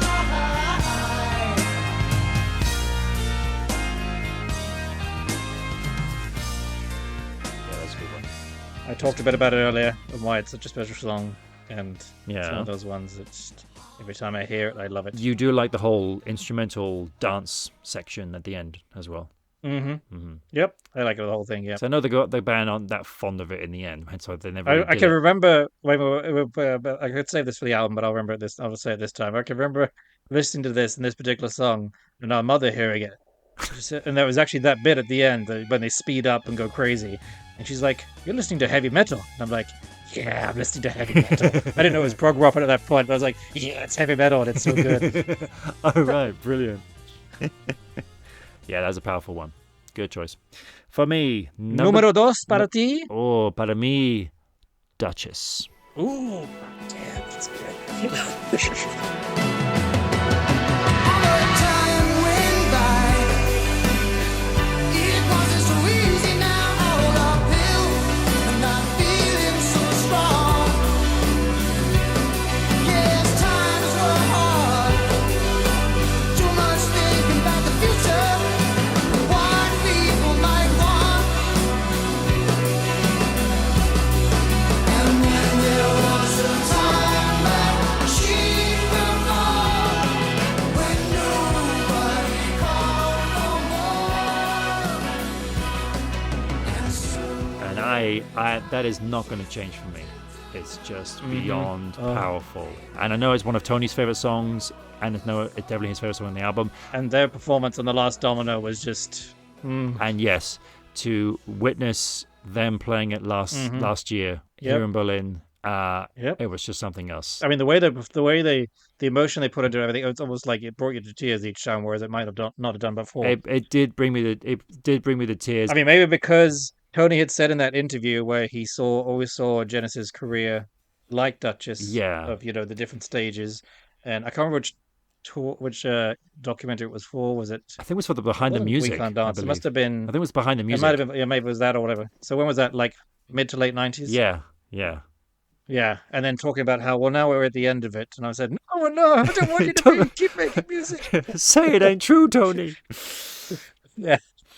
Yeah, I just love. So maybe that has a bit more of a punch because they were performing that song. No, at the yeah. end, I mean, as soon as they were as soon as I finally hear done. that drum machine, I will just stop what I'm doing every time and just listen to it completely. But I particularly was fond of it when they did it live last year, especially that it followed the acoustic set and then that finished. And to be honest, I wasn't even intending to go and see that show because I mean it was just tickets were insane. And plus, I was like, well, I already saw them once in 2007. But I was like, yeah, but come on, it's your favorite band. So it was very last minute decisions. And it was your last chance to see them. Yeah, and I kind of knew the set list already, but it was still amazing. And then when I heard them, because the rumors has saying like, well, they might do Misunderstanding. It's like, yeah, but they're saving for the States, surely, you know.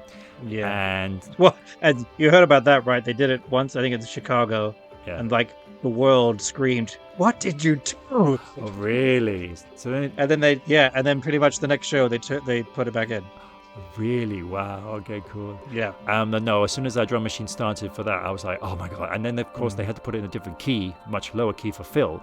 And I really, really liked that key as well. It gave the song a whole new lease of life as well. So that was the showstopper for me, absolutely.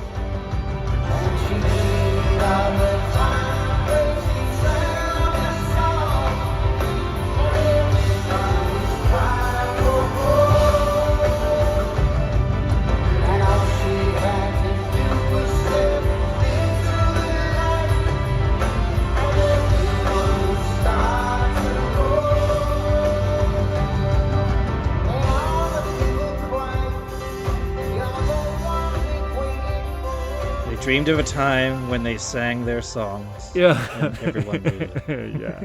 So, number one? Well, now it's your turn. What is number one for you? I think we probably got the same one here. Número Shall we uno. just say it together? Because I think we all know what it's going to be. Número uno es Los Endos. Yes.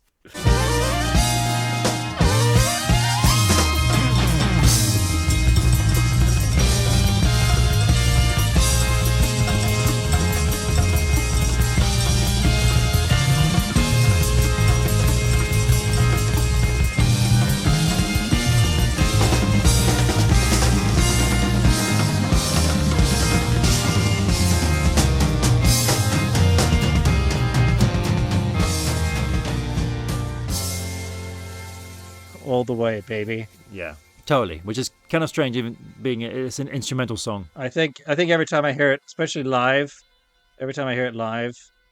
my heart literally stops at some point during the song. It's just like, oh. And then the various live versions they did with the Vera lights and all that, it's just like... This probably will be also another episode, which I think we do have in line there, coming up later on down the line, but wondering like which is your favorite live version of this song, if you do have one. Yes. For me, I think it is Seconds Out, yeah.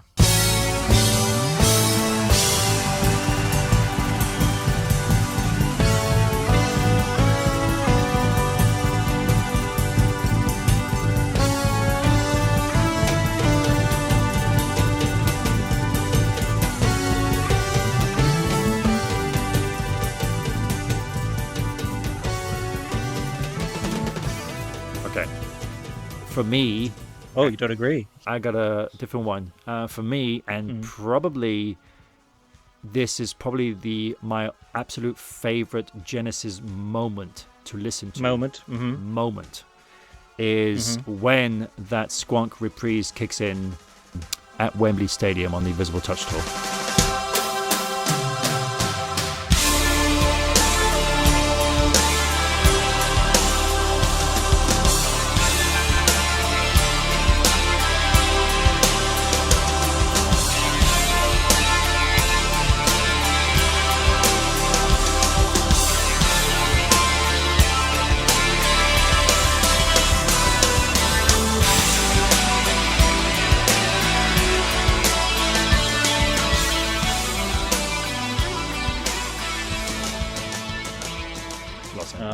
Because they were on fire that tour. I mean, it helps that they had, 80,000 people? Yeah, but 72,000 per night over 4 nights. And that was the end of the tour as well, their 10-month tour. You know, and again, the lights and the smoke and everything, it just looks everything fantastic. About it. As soon as I just listened to it just the other day as well, just 2 days ago, I think.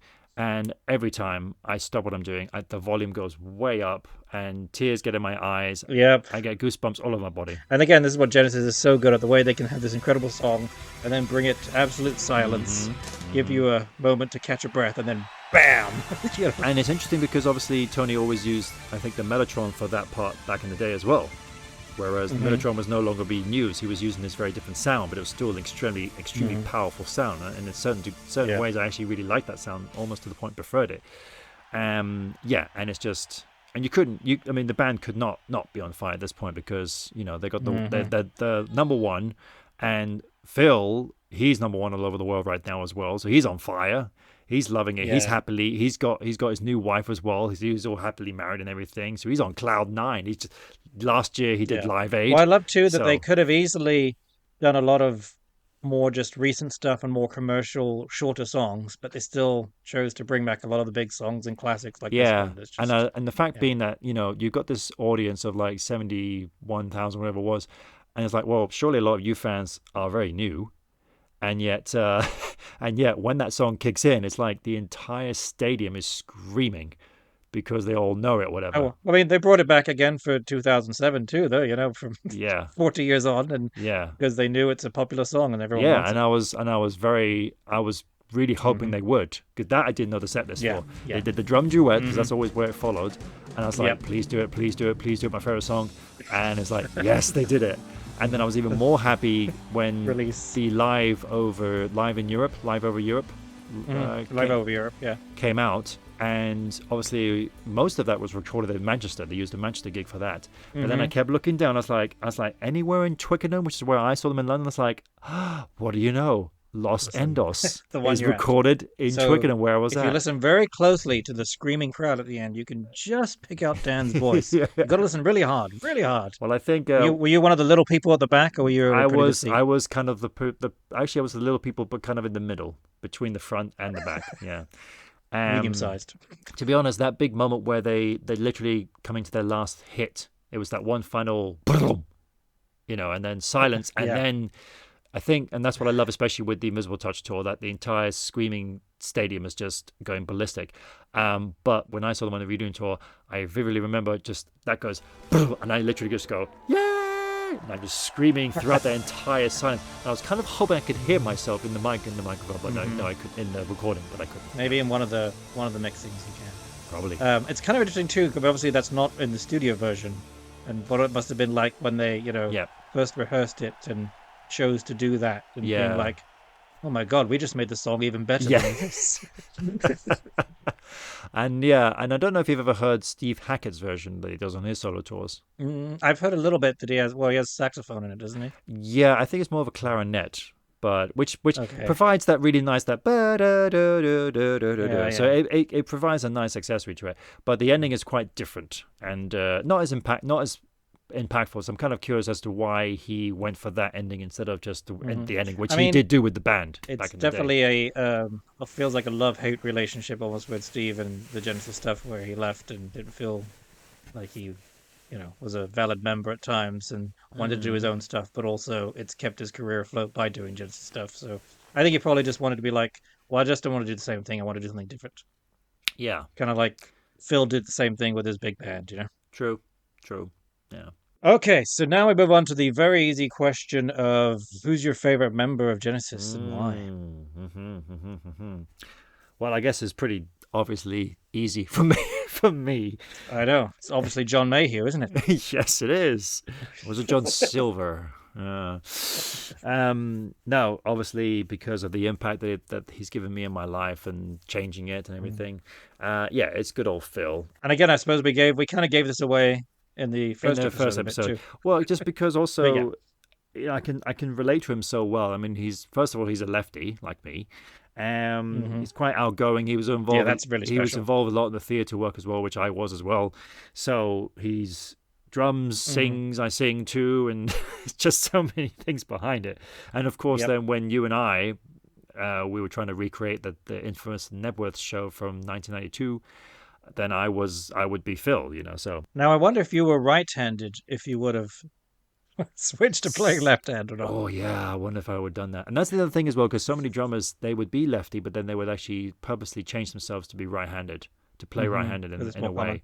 But no, to me, I feel very proud of that. Just like our pianists who are left-handed have to cross their arms all the time. Yeah, right. Now, I do have here that for some reason Tony was very close, just because I know that without him there would be no Genesis.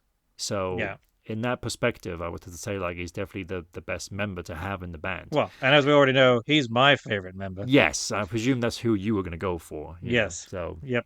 yeah, you can relate. You can relate to him very well as well. Just it's his music, it's his chords, Yeah. not so much his lyrics always, but it's his music. That's what does it for me. I've got a few of his solo stuff albums too. Mm-hmm. A Curious Feeling is a really wonderful album too. Just if you really like Duke, it's almost like considered a precursor to Duke in some ways. Yeah, no, that is a fantastic album. Which they did record in Stockholm actually, so maybe they were. That's right. It was the same. Using the same It was the place. same studio, I think. Yeah. And he used Chester and Chester Daryl, I think. No, and- he didn't use Daryl, just Chester. He did all the guitar bits himself, apparently. Oh right, he used Daryl later on his Still album, Mm. 91. But not Chester though. He's got like Vinnie Colaiuccio Right. on it and people like that. And I was like, damn, you know him. Good for you. So, But yeah, Tony all the way, just because of Yeah, I just love his usage the of music he chords. writes is what I love. I think he mentions obviously he was so into his classical music back in the day, and I think he loved Bach particularly because of the usage that I think it was Bach. Maybe I'm wrong. Maybe I got the wrong composer. Well, his original favorite guy, the first piece he listened to, he said was Bolero, Ah, Bolero. Um, That's right. Yes. Yeah. which is by what's his name? I'm blanking on now. Maurice Ravel. Okay. There you go. But again, I think the Bach kind of works too, though, and I'm a Bach fan. I like a lot of classical music, and Bach is he's my third favorite Okay. after Ray Vaughan Williams, Antoni Vivaldi, and Bach.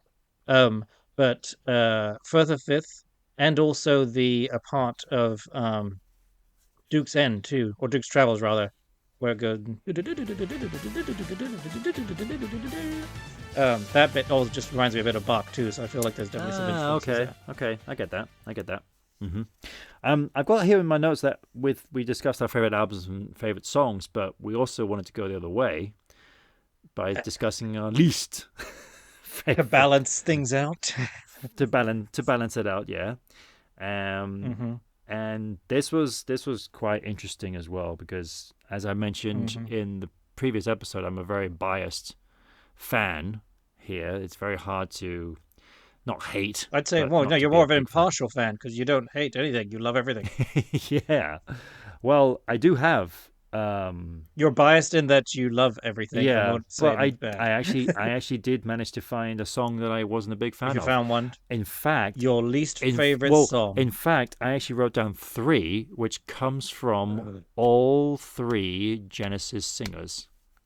I really wanted to make. Oh, maybe, that's nice. maybe Okay. because I felt bad again about not including Peter in my top 3, so I Fucking- kind of wanted to make sure that Right. everyone was including Okay. good old Ray Wilson. So, Mm.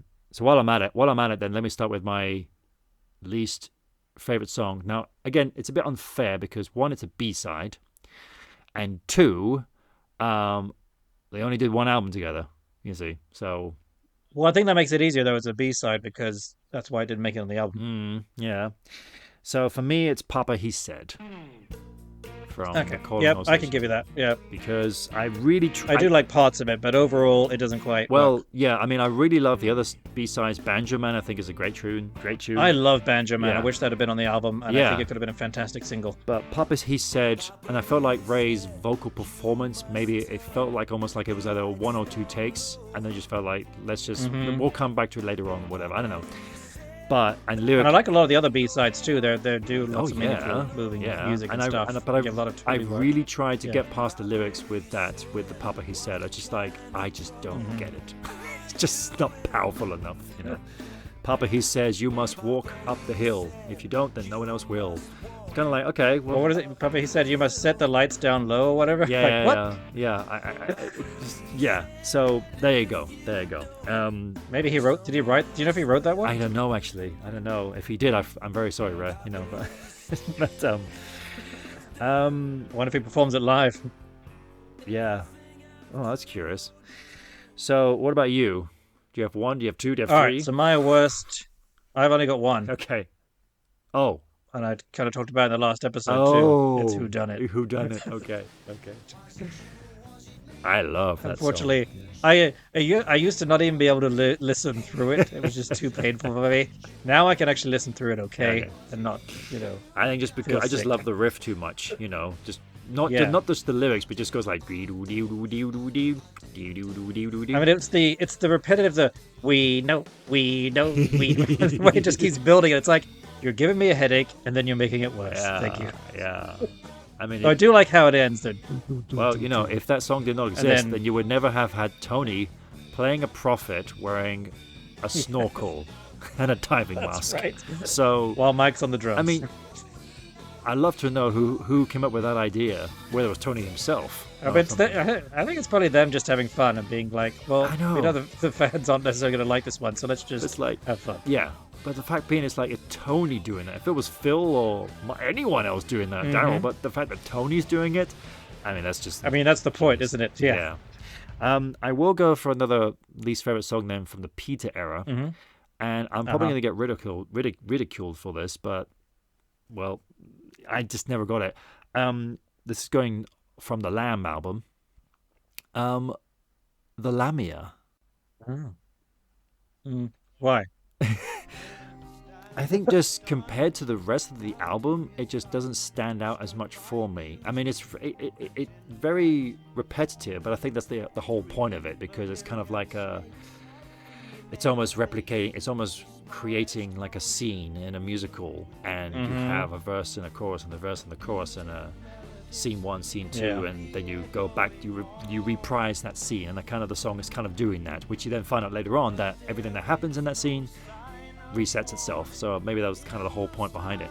I mean, I definitely feel a critique of the Lamb that could be made is that it's too long and should be shortened down a bit, which I think is true for most. I think just long I don't know why, concept albums. just the Same for The Wall. I've always felt that way about that song. I mean, just the lyric. Don't get me started on the lyrics; are just beyond disturbing. Now it's Slipperman that he gets his penis cut off, right? Yeah, that's exactly. Yes, yeah, Yeah. So this one, he's having sex and they're drinking his blood. He's having and stuff, he's having sex with these 3 snakes, and then they drink his blood, they die. He takes their food and he eats them. Yeah. So to put it in a nutshell, and then the scene resets Yeah. itself, and they're alive again, waiting for the next but person. still, it's a 6-minute song with lots of words. in Yeah, it. yeah. And I think just from what else I've heard in the album, as soon as even from the beginning when I first heard it, it's like the piano's kind of nice, but just doesn't really it has that nice guitar solo at the end, but then just kind of before it really feels like it really takes off, it just fades out. It's kind of like, okay. So I feel that's one of those songs where also more like, Peter, just sit this one out, mate. Okay, just let the band play their beautiful music. You take a break. True. It might have. You can sing the next It one. might have had a different perspective. If it was just instrumental. Yeah. So, what song of Phil's do you hate that I'm gonna have to critique? Yeah. This was a tricky one. This was a tricky one. I had 2. So I know it's not Who Done It. So we're gonna It's not who done it. It's not who done it. It was a toss. It was and sadly they're both Mike songs. Sorry, Mike. It was a toss up between Your Own Special Way. Oh, you're an own special way one. Okay, you're one of those. Okay. I'm on the Genesis Discord, which has a lot of members on there. It's almost like every couple of months or something. So we'll say, "Oh man, Your Own Special Way, what a crap song!" Huh? And then 50 people will be like, "What are you talking about? It's beautiful." Well, and then another 50 will be like, "Yeah, you're right." Yeah. Well, I mean, It's like maybe it's because of the way it was recorded or something. It's so slow, and I really like the version that came out. I think it was a B-side on the Invisible Touch tour when they were down under. Which is very weird, but yeah. They were down under, and they had the quartet with them or whatever, because that was the law. If you go and play in Australia, you have to use the local quartet musicians, whatever. That's right. And I think Phil... Crowded House did it. Phil did it. I think whenever Phil introduced them, though, he was almost doing it in a piss-taking way, in a way. Almost as if they say, like, I don't really agree with this, but I'm going to go along with it anyway, because I'm getting paid to do this. I was going to come out and play a couple of songs with us, ladies and gentlemen. Would you welcome, please, the Invisible Touch Australian String Ensemble? Ladies and gentlemen, Melbourne, give a round of applause.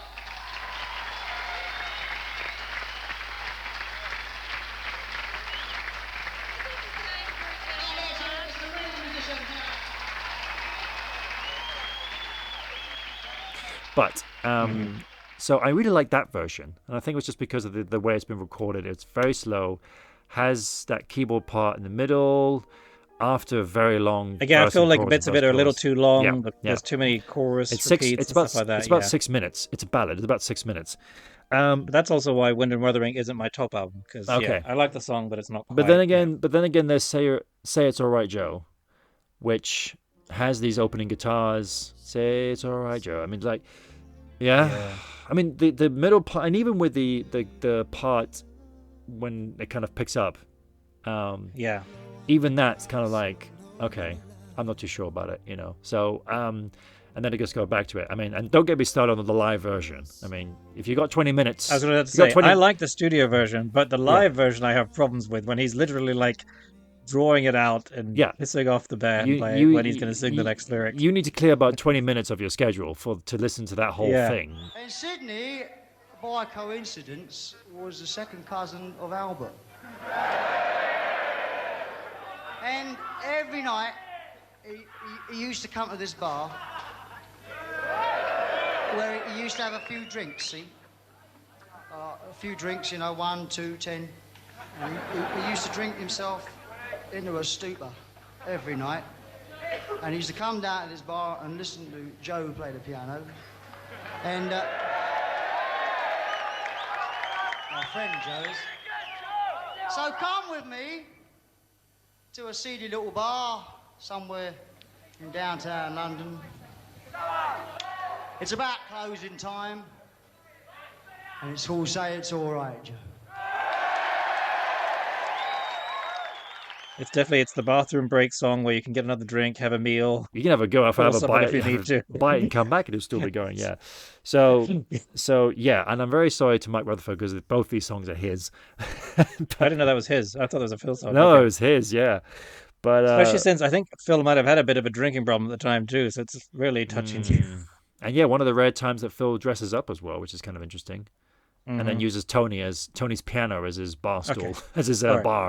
I won't jump down your throat on those. Okay, I can kind of see that with those two. Okay, I'll let you have them. Yeah. I don't mean to be too both for Phil era, but I can't really decide between the two of them, So. And again, but when they're playing, you'll still listen to them and enjoy them, right? But to be honest, though, actually, if I had to choose between the two of them to listen to, like right now, then I probably would go for "Say It's Alright, Joe" instead of "Your Own Special Way," because I think "Say It's Alright, Joe" it's much quicker to get somewhere. Whereas "Your Own Special Way" takes much longer. So, okay, it's "Your Own Special Way." There you go. All right, should we do least favorite album? You want to go first or shall I? I kind of spoke a lot on that, so you start. You go first. All right, I feel like I cheated by picking this, but it's how I feel from Genesis to Revelation. Oh, yeah, okay. To me, it's not an album. Well, it's not a work really, in progress, no. and they didn't what they were. No. They were just finding their footing. A lot of people consider it the first Genesis album. I do not, and very rarely listen to it. Okay. If at all. I don't remember the last time I listened to it. It's been a long time. I quite like it. I quite like I very love that it's very 60s. You listen to the album, it's just like, this is an album, a 60s album. Which is there are some moments on it and stuff. And honestly, when I've reheard stuff and stuff on the archive, I enjoyed the songs, but just like sitting down and listening to the whole album, I don't ever do that compared to the other ones. Put it this way: on my Genesis playlist for Spotify, it's not on there. Okay. Okay. I think I could happily sit down and listen to the whole thing, including the extra tracks. Because I got like the special edition where you got like the singles plus the B-sides from the singles. So That's Me and One-Eyed Hound and tunes like that, which were great, really great tunes. In fact, I feel like they should have been included on the album. Okay, well, as probably people will be screaming now into their podcast speakers, wherever they're listening to their podcast, saying, but that's not a real Genesis album. To the point where I'd say too, because originally I would just pick Genesis artist on Spotify and hit shuffle. But it would always keep playing from Genesis Revelation more often than not. Right, I was like, I don't want to hear this. Stop it. But if anyway, you go. If you had to choose another album, if that album, say, did not exist, would there be another one for you? What's your next least favorite album? And then there were 3. Okay, mine too. Yeah. And it's a lot of people's too. But it's still a really good album when I hear it. Yeah, I know. I just feel like, obviously, it was a very huge change for them, which they had to go through. To me, and I've written down here, a little bit too many, dare I say this, album fillers, I feel like. And I would say with the start, what is it? Not Undertow. Down and Out. Like, I know what he was doing with the drums at the beginning there, but I don't know if it was the cassette version I had or whatever. It just sounded weak to me. Oh, I think that beginning. is the production. I feel like if you would have got Hugh Padgham or Nick, that would be quite cool to hear what Phil's drums say on a Weekend Dance drum kit would have sounded like on that. Very true, because that would have been in your face. Yeah. And I know they did it live, and poor Chester was really struggling because it's a really tough drum part. But They did do it live, did they? Wow. I no, don't they, think I no, heard they, that, but no, they did do it find it. live, but not very often. I think it got too high for Phil to sing, and too hard for Chester to play. But the first half of that, the first side of that album is brilliant. I love Boning Rope. I mean, Snowbound, Burning Rope is just magnificent. Yeah, Snowbound does go on a little bit, I suppose. So I was wondering if I should have included that too, but then that's Lady again, Lies, that's another Mike song. So sorry, I can't keep doing Yeah. that. But I feel like then when it started with Many Too Many, Scenes from a Night's Dream, I just felt like, okay, and then Save for Roger. Snowbound is definitely a weak song. He sings about snowman too much. yeah, Which again is a very- Mike song. But I feel like when you got like after, I mean, Deep the Mother Low is fantastic, but then after that, kind of like, okay, then it gets a little bit weak for me. And then it picks back up with, of course, Lady Lies, which is just a killer. So, yeah. So to me, it's, and plus, obviously, they wanted to make a conscious decision about, well, let's not go too crazy in terms of the length of the music. And I think they might have gone a little bit too overboard with that, you see. And I feel like with Many Too Many, Yeah. Season of the Night's Dream, it just kind of a little bit too much. If maybe Scenes from the Night's Dream was taken out and maybe had something like the B-side, The Day the Lights Went Out, for example, instead, maybe that might have changed things up, whatever. So. Definitely an upper album. And now we move on to our recurring segment, showing up in the second episode and all future episodes, hopefully, as long as I can come up with ideas for it. The drum bit.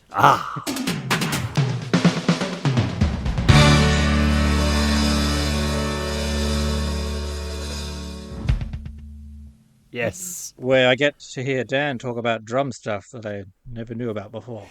So this one is all about, well, last one was about Turn It On Again, the song with the weird drum signature and stuff like that with it. And this one we're talking about electric drums. Welcome to the 80s. Some love them, some hate them. Some you'll like, some you won't. Which happens, you know? I will say, whenever I hear the word Genesis in my head as the band, Invisible Touch starts playing in my head. That's my song. Just I don't know why. I like the song. Okay, it's not that it's not in my top 5 or anything, but that's what plays in my head without fail with those electric drums. Okay. With those electric drums. So, Dan, how do electric drums work? Because we've seen Phil use electric drums during the Invisible Touch tour, Mm-hmm. and it's not like he has his drum kit set up in front, and then when he goes to play the electric drums, he just turns around and has a mirror copy of the drum kit, but in electric drum form. It's all looks different. It's smaller, more compact. Well, it is. How does it work? It is. And the original idea with the electric drum, so let's refer to the one, particularly the one that Phil used.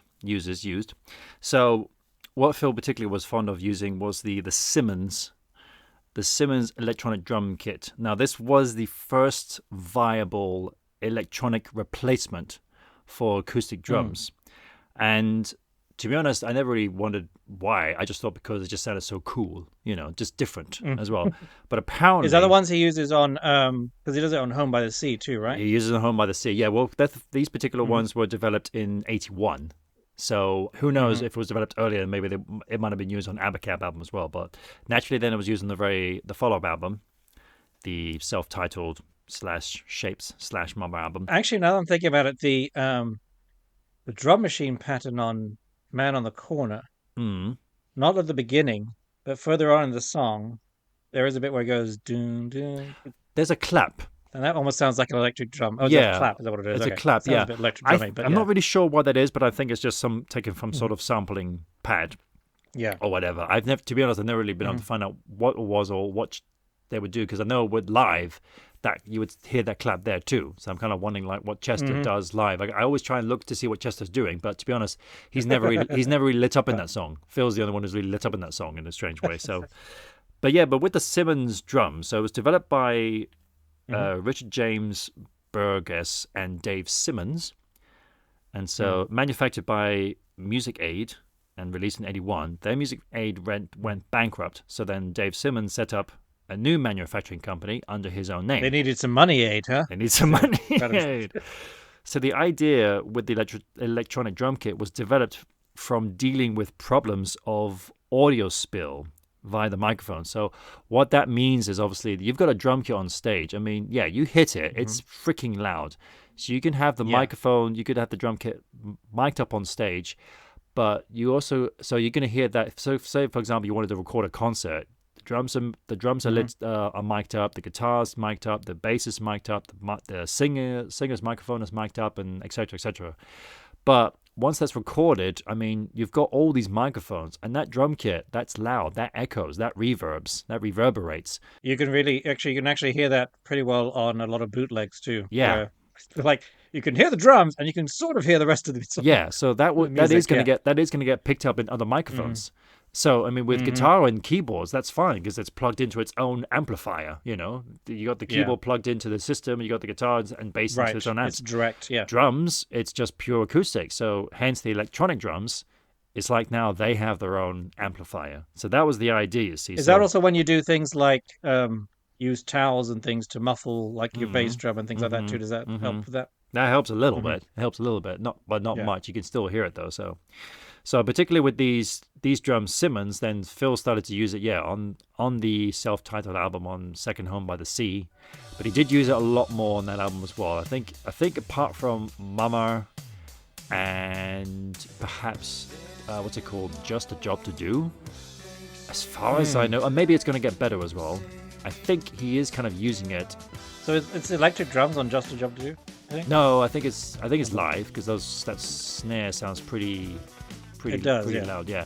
But I think with the rest of it, even that's all. And Home by the Sea, sorry, that's also a thing, acoustic drums, yeah. By the sounds of it, so okay, so half and half is that. But of course, then you get to Invisible Touch, and I think there's perhaps maybe 30% live, acoustic drums, and the rest of the album is just pure electronic drums. You see, but it's not just a case of not to prevent any microphone spillage, but at the same time, now you've got the Wondrous Worlds here, where you've got all these different drum sounds. You see, because how they created this, they do all come from original live drum sounds, which someone played and got recorded into it, and then a whole bunch of just effects, etc., were just put on top around with it, to surround it exactly, like a keyboard almost sort of thing, messing around with it, and stuff. Totally. Like they got the No Son of Mine, what they called elephant sound, and how it was originally a guitar, something, and then Tony recorded it and then played around with it down, and keyboard stuff, then you come up with this amazing sound. And so that's what they were doing with this sound, and Phil was using it on that Invisible Touch album plus the Invisible Touch tour. Now, what is quite interesting though, and that's what you saw with these big, hexagonal shapes, these black things. But what's kind of interesting though is that the pads that were used, for some reason, the pads were made from this extremely hard plastic material. And apparently, I didn't know this, but it's the same plastic material that is used on police riot shields. Okay, just to give you a taste. Strong stuff. So it makes sense. So you're hitting it. Yeah. Quick question: do you use the same drumsticks on a electric drum kit? I don't see why you wouldn't have to. No, you would. Okay, I'm just making sure, Mark. Okay, it doesn't need special ones, but now hearing this, no, it's so specially reinforced. Use the same thing, same sticks. But you don't hit it as hard. Well, that's the thing. You don't have to hit it as hard. And as far as I know, I think with nowadays with electronic drums, they have also kind of like a sensitivity setting with it that you can, if you want to hit it hard, you hit it hard. If you want to hit it soft, a soft sound will come out. Yeah. But as far as I know with the Simmons drums, it's a bit like with the harpsichord.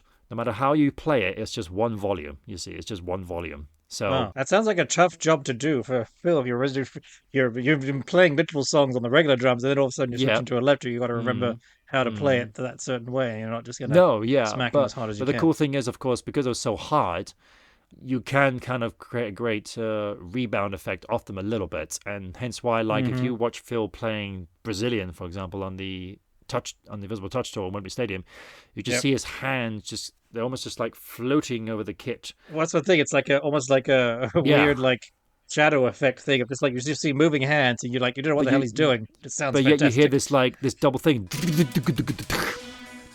Yeah, exactly. Yeah. You're hearing this really incredible sound, and terms of the sound-wise, I thought this sounds incredible. It's amazing. I mean, you try and recreate that on a live kit, an acoustic kit with something like the Brazilian. I was about to say, can you imagine doing Brazilian No. with a regular kit? It's like, no, it's not. But then again, we never thought, can you imagine Phil playing the Home by the Sea drum riff on a real kit? Turns out, yes, you can. Yeah, And it sounded even better in my ears. But the problem is, because of these pads being so robust, that drummers started to complain of wrist and elbow aches and problems, you see. Oh. So in the end, they were changed a little bit. So rubber pads were introduced in the end, and they were a little bit kinder on drummers. But a lot of them felt, though, that the later revisions of these, they lacked the original character, you see. A few things that spring to mind that involve electric drums are Spandau Ballet's True. Yes. This is in the music video. And the EastEnders theme song. Oh, yeah, true. That's right in there. And I remember my friend who we saw the reunion tour in 2007, he was very much into his Frank Zappa. And he was playing a Frank Zappa concert right in the middle of the 80s. And that drummer was also using the same kit. And I just remember looking at him, though, because I knew at the time, I was like, man, I know that these kits hurt you. And that guy was playing like crazy. And the whole gig, One also think the whole gig was him on that kit as well. And I just thought, my God, man, I really love to know how he was after that. Because I think Phil really did complain about problems with his wrists. I was about to say, yeah, did really, because also Phil did No Jacket Required with electric drums too. So yeah. I'm not sure if he actually used the Simmons for the No Jacket Required album. He used a lot of these the Roland pads, these TR 808 and TR 909 things. He might have used the Simmons for the Jacket Required album as well. So for the layout of an electric drum kit, I mean, because I know for regular drums you normally have a high to low, arrangement with the bigger drums being the lower sound. How does it work with electric drums? Because it seems like I'm going off the Invisible Touch Tour stuff. It's just like almost like a weird oval shape. Of electric drums. I mean, to be honest, like 6 or 8 of them. You can set up how you want to, really, because what's kind of interesting is because you can really create the different sounds on it. And what's interesting with Phil is that me also being the lefty, so I was really mesmerized by what he was doing on that. That particularly again with using the Brazilian drum riff. Creating this like you can hear he's kind of like moving down the kit, and naturally from a left-handed player's perspective you would move from the right to the left, but then you heard this for that little part where it goes that part, you actually see his right hand come back up to to one of the pads on the right hand side at the very top and hits it there. So I think it really just like I guess it's really just down to you. It's really a customizable thing that you do however you want. Yeah, I think you really do. And would you have like a snare and then the toms type of thing, or is it more just like these are all together? I'm going to arrange them how I feel like, and this is the sound I'm going to make with them. He did have the snare, and for example, the snare and the bass drum and hi hat, they were in this normal position. I think he would play it normally like that. So I think it's really with the tom stuff.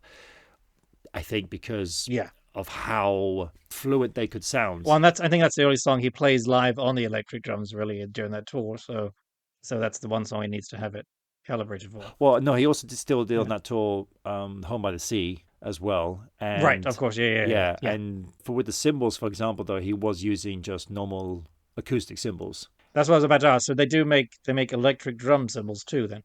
Well, you can also recreate cymbal sounds on those drums, Again, that feels very weird because it's so much about a feel when you're hitting the cymbal and how you hit it. And all this with the cymbal is very different. Yeah. So I think when you do see him play like with Brazilian and also with Home of the Sea, he is actually hitting on an actual cymbal there as well. So, but what I'm really amazed, what I really would love to have seen, because you hear it on the Invisible Touch album, for example, particularly with say what's it called, with the domino. Tonight. There I hear both the Simmons and his acoustic kit. He's like going from one to the other. So because you can really hear it. That's pretty cool. You can really hear his classic concert toms on the tonight. But you definitely do hear the electric kit as well. You're talking about live here? No, on the album. On the studio. Okay, cool. So again, there's something new learning about how Phil plays it, which makes it even cooler. I would love to have been a fly on the wall and to see the actual kit. I mean, there is some footage from them recording that album, Invisible Touch, but And I mostly see either him on his acoustic kit or on the Simmons kit. Mm-hmm. So I'll be quite intrigued to know what what that would have looked like.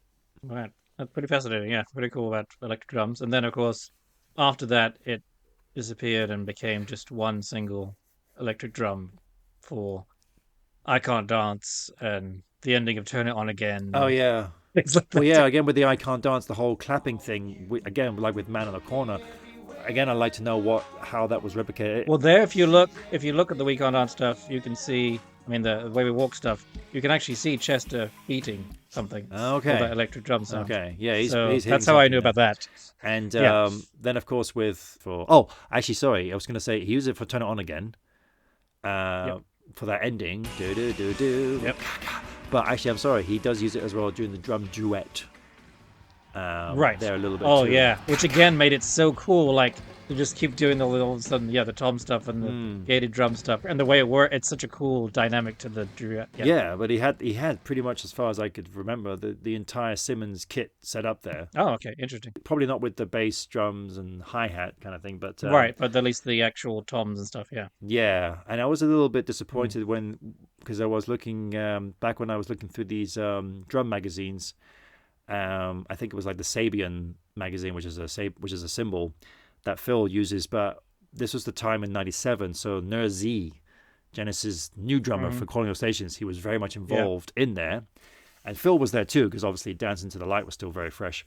But you saw in the magazine they would have a breakdown of the drummer's kit from an aerial point of view. It was almost like a blueprint of the kit, and so there was Phil's kit, but then you saw Nir Z's kit.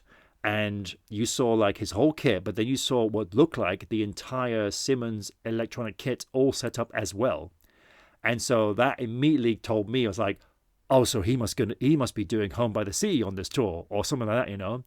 So I thought like, my God, he's going to switch literally from a whole kit to a whole other kit. And then turns out when the tour actually came round, turns out he was just using triggers on his real kit just to make it sound like electronic kit.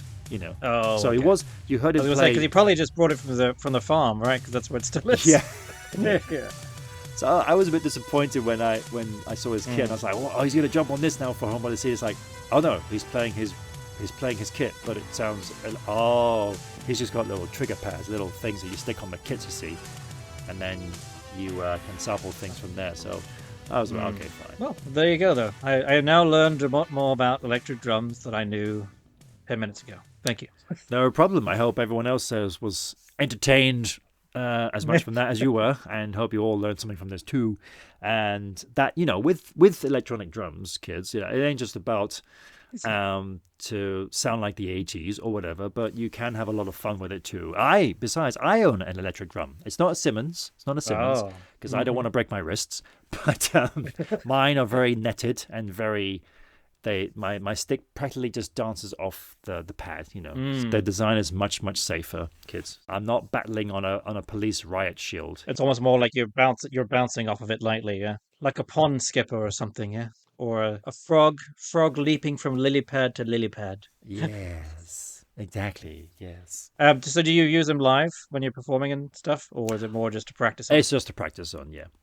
Okay. I've never actually used an electronic kit live. So, no, that's not true. I've used a sample. I've used a percussion, a Roland percussion sampling pad for backing tracks and also for a little bit of pad work. And I got to tell you, I had a lot of fun with it. So, yeah, good.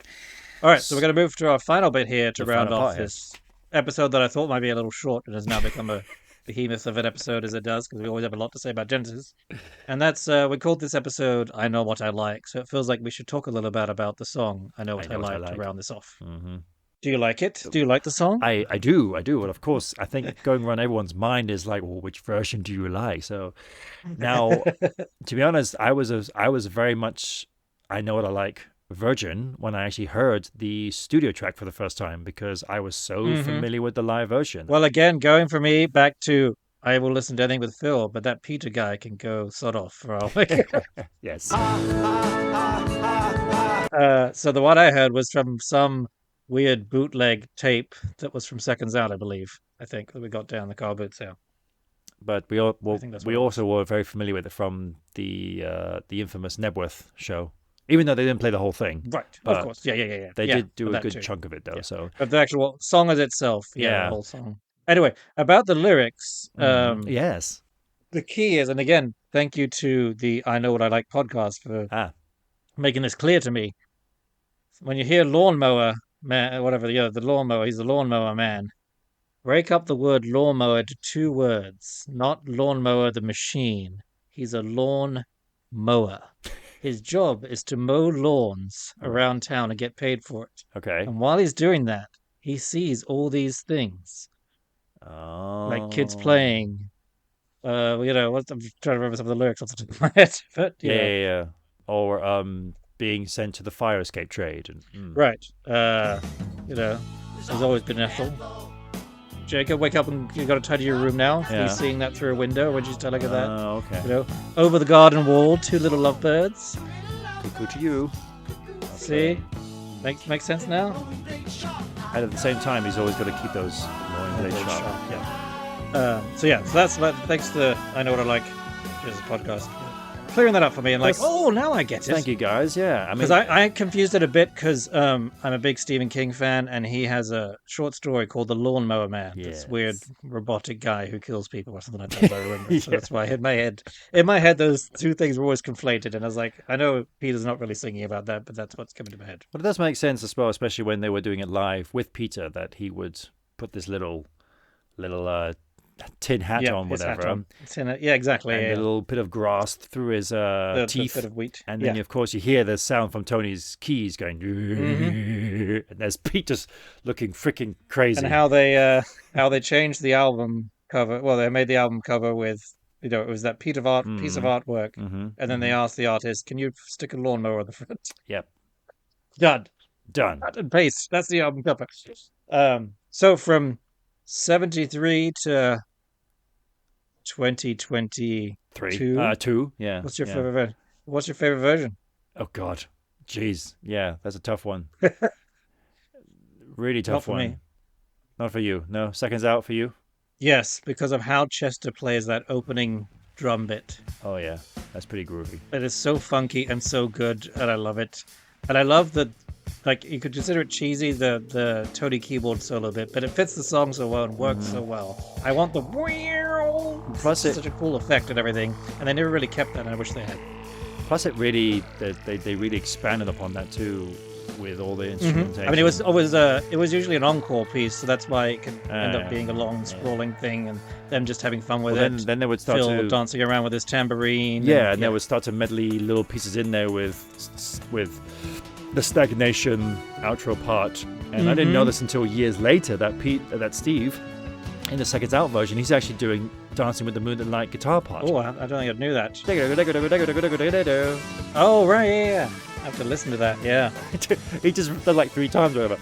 And then I didn't know this until Wow. years later that Tony's doing a little bit of Visions of Angels in there too. Going out, bub, bub, bub, bub, bub, bub, bub. Yep. Just flies over your head. And of course, especially in the old medley bit where Phil just keeps singing extra lyrics from 10 different songs. Yeah. It's like we kept hearing Your Own Special Way, then it was Misunderstanding. You have your own special. Yeah, it must be some kind of misunderstanding. But Yeah. okay, probably my favorite version for me because I'm gonna get probably pins. It doesn't matter, Dan, because you feel what you feel. I know, so but that's fine. I'll probably get pins thrown at a wall with my picture on it or whatever. But I'm not the biggest fan of the sound mix of Seconds Out. So it just feels a bit too soft for me. So Okay. for my version, and I do like the long completed version, I guess, more than the medley version in a way, because you want to hear more of it in a way. So probably the ideal version for me then would be them on the Turn It On Again tour, especially when they were live in Rome. And live in Rome, because when they play the Stagnation moment, you hear that 500,000 crowds singing back to them. People singing along. That was that was like as far as we knew at the time, we're like, okay, well, this is the last tour for these guys, and here they are in their country that has always treated them well from the very beginning. And I was when they said we are going to film one of these dates, and I did already know that they were going to play Rome as their last European date. I said to myself, I Yeah. that has to be filmed because Rome was always, Italy was always the ones that looked after I them. mean, it's when we got the earliest videos, live stuff in Yeah. 72. It's in Italy, yeah. Yeah, and I loved even more, especially that they said, you know what, we're going to make it a free concert, and then 500,000 Right. people turned up. At least that's what they thought. Well, that's they very- could. very- They yeah. the thing is, they don't actually know. It could have been a billion. They couldn't literally count every single person there, so they just said Yeah. roughly it was about 500,000. Yeah, Yeah. and so that's definitely my favorite version. I will say again for nostalgia reasons, the live, the Way We Walk version, just seeing the Nebworth thing, and I think they usually did it too, just at the end as they go into just before the last chorus, as they're doing the little bit on Mike's playing on the bass. Yes. The dunk, dunk, dunk, dunk, dunk, dunk, Yeah. dunk. And then him and Phil lean together, forehead to forehead, and then slowly rise up as it crescendos with the last chorus. And was like, Well, I think they do include that too. With the Turn On Again tour, they have that moment, as well. did it? Okay. Yeah. I mean, I have Sharing to, their sweat. I have to say that when listening back all these old bootlegs, like and then there were 3, or was it called? No, it was called the Mirrors tour. I think it was called, and the Yep. Duke tour, Abercab tour. When Phil would start playing that because I think at that point Phil would start the song by literally him playing the tambourine, going do. Yeah. As soon as I heard that, I was kind of like, oh, okay, this song again. I think I was just a bit like, okay, well, I know what I'm going to get. I know what I like. I know what I'm going to What? get. But you never felt like that with Turn On Again. Hold this song again. Yeah, I think maybe just because Turn It On Yeah. Again is a straightforward, like, in your face, Yeah. gets on with it. I know what I like. Obviously, this can go anywhere, to be honest. So, yeah, so I think it's the Rome version, or maybe the one I went to see them with in Twickenham, Okay. which I do have. Which is which I do have the recording of as well, because obviously they released recordings from every single date. Yep. On that tour, so Still got mine from Sacramento. Listened to it a few months ago. Oh yeah, I listened to mine too. So In the car, subjected my son to it, good man. and told him I was there. So yeah, so I think that wraps it up for us with this episode. We believe we've covered A everything. short episode. A little short one Yes. there. Yes, indeed.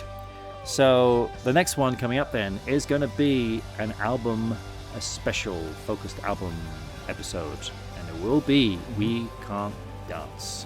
So feel free to tune into that. And all those things I wanted to say earlier about the album, but I held my tongue. They'll be showing up in that episode. Same here. Looking forward to that. Very much so. But for now, thanks for joining us. Appreciate everyone subscribing and listening. Yeah. Yeah, thank you everyone for tuning in, and we look forward to seeing you all again. Meanwhile, it is goodbye from me. And goodbye from Virgil. Take care, everyone. We'll see you all next time. Me and Virgil chop some wood, but we stop our swinging just to listen to a cry. Thank you for listening to Me and Virgil, a Genesis Brothers podcast. Be sure to subscribe so you can get new episodes as soon as they're released. Feel free to rate and review wherever you get your podcasts. And be sure to mention us to your Genesis friends so you can agree or disagree with what we talked about on the show. Me and Virgil, a Genesis Brothers podcast, is edited by Dan Telander and produced and hosted by Dan Telander, aka me, and Alex C. Telander, aka Virgil. If you'd like to reach us to let us know what you thought about this episode, or if you wanted to correct something we were very wrong about, you can reach us at meandvirgilpod@gmail.com. We'd love to hear from you. Looking for someone. You can find us on Twitter, Facebook, YouTube, and TikTok under the handle meandvirgilpod for announcements and info about the show, as well as anything else we think you'd be interested in related to all things Genesis. For now, thanks again for listening. We really appreciate it, and see you on the next episode of Me and Virgil, a Genesis Brothers podcast. Well, me and Virgil, we beat the desert, we're riding fast and riding hard. We hit the city, the past behind us, so we raised some hell, we had some fun. And to this day, I can hear my saying to me, you're a big boy now.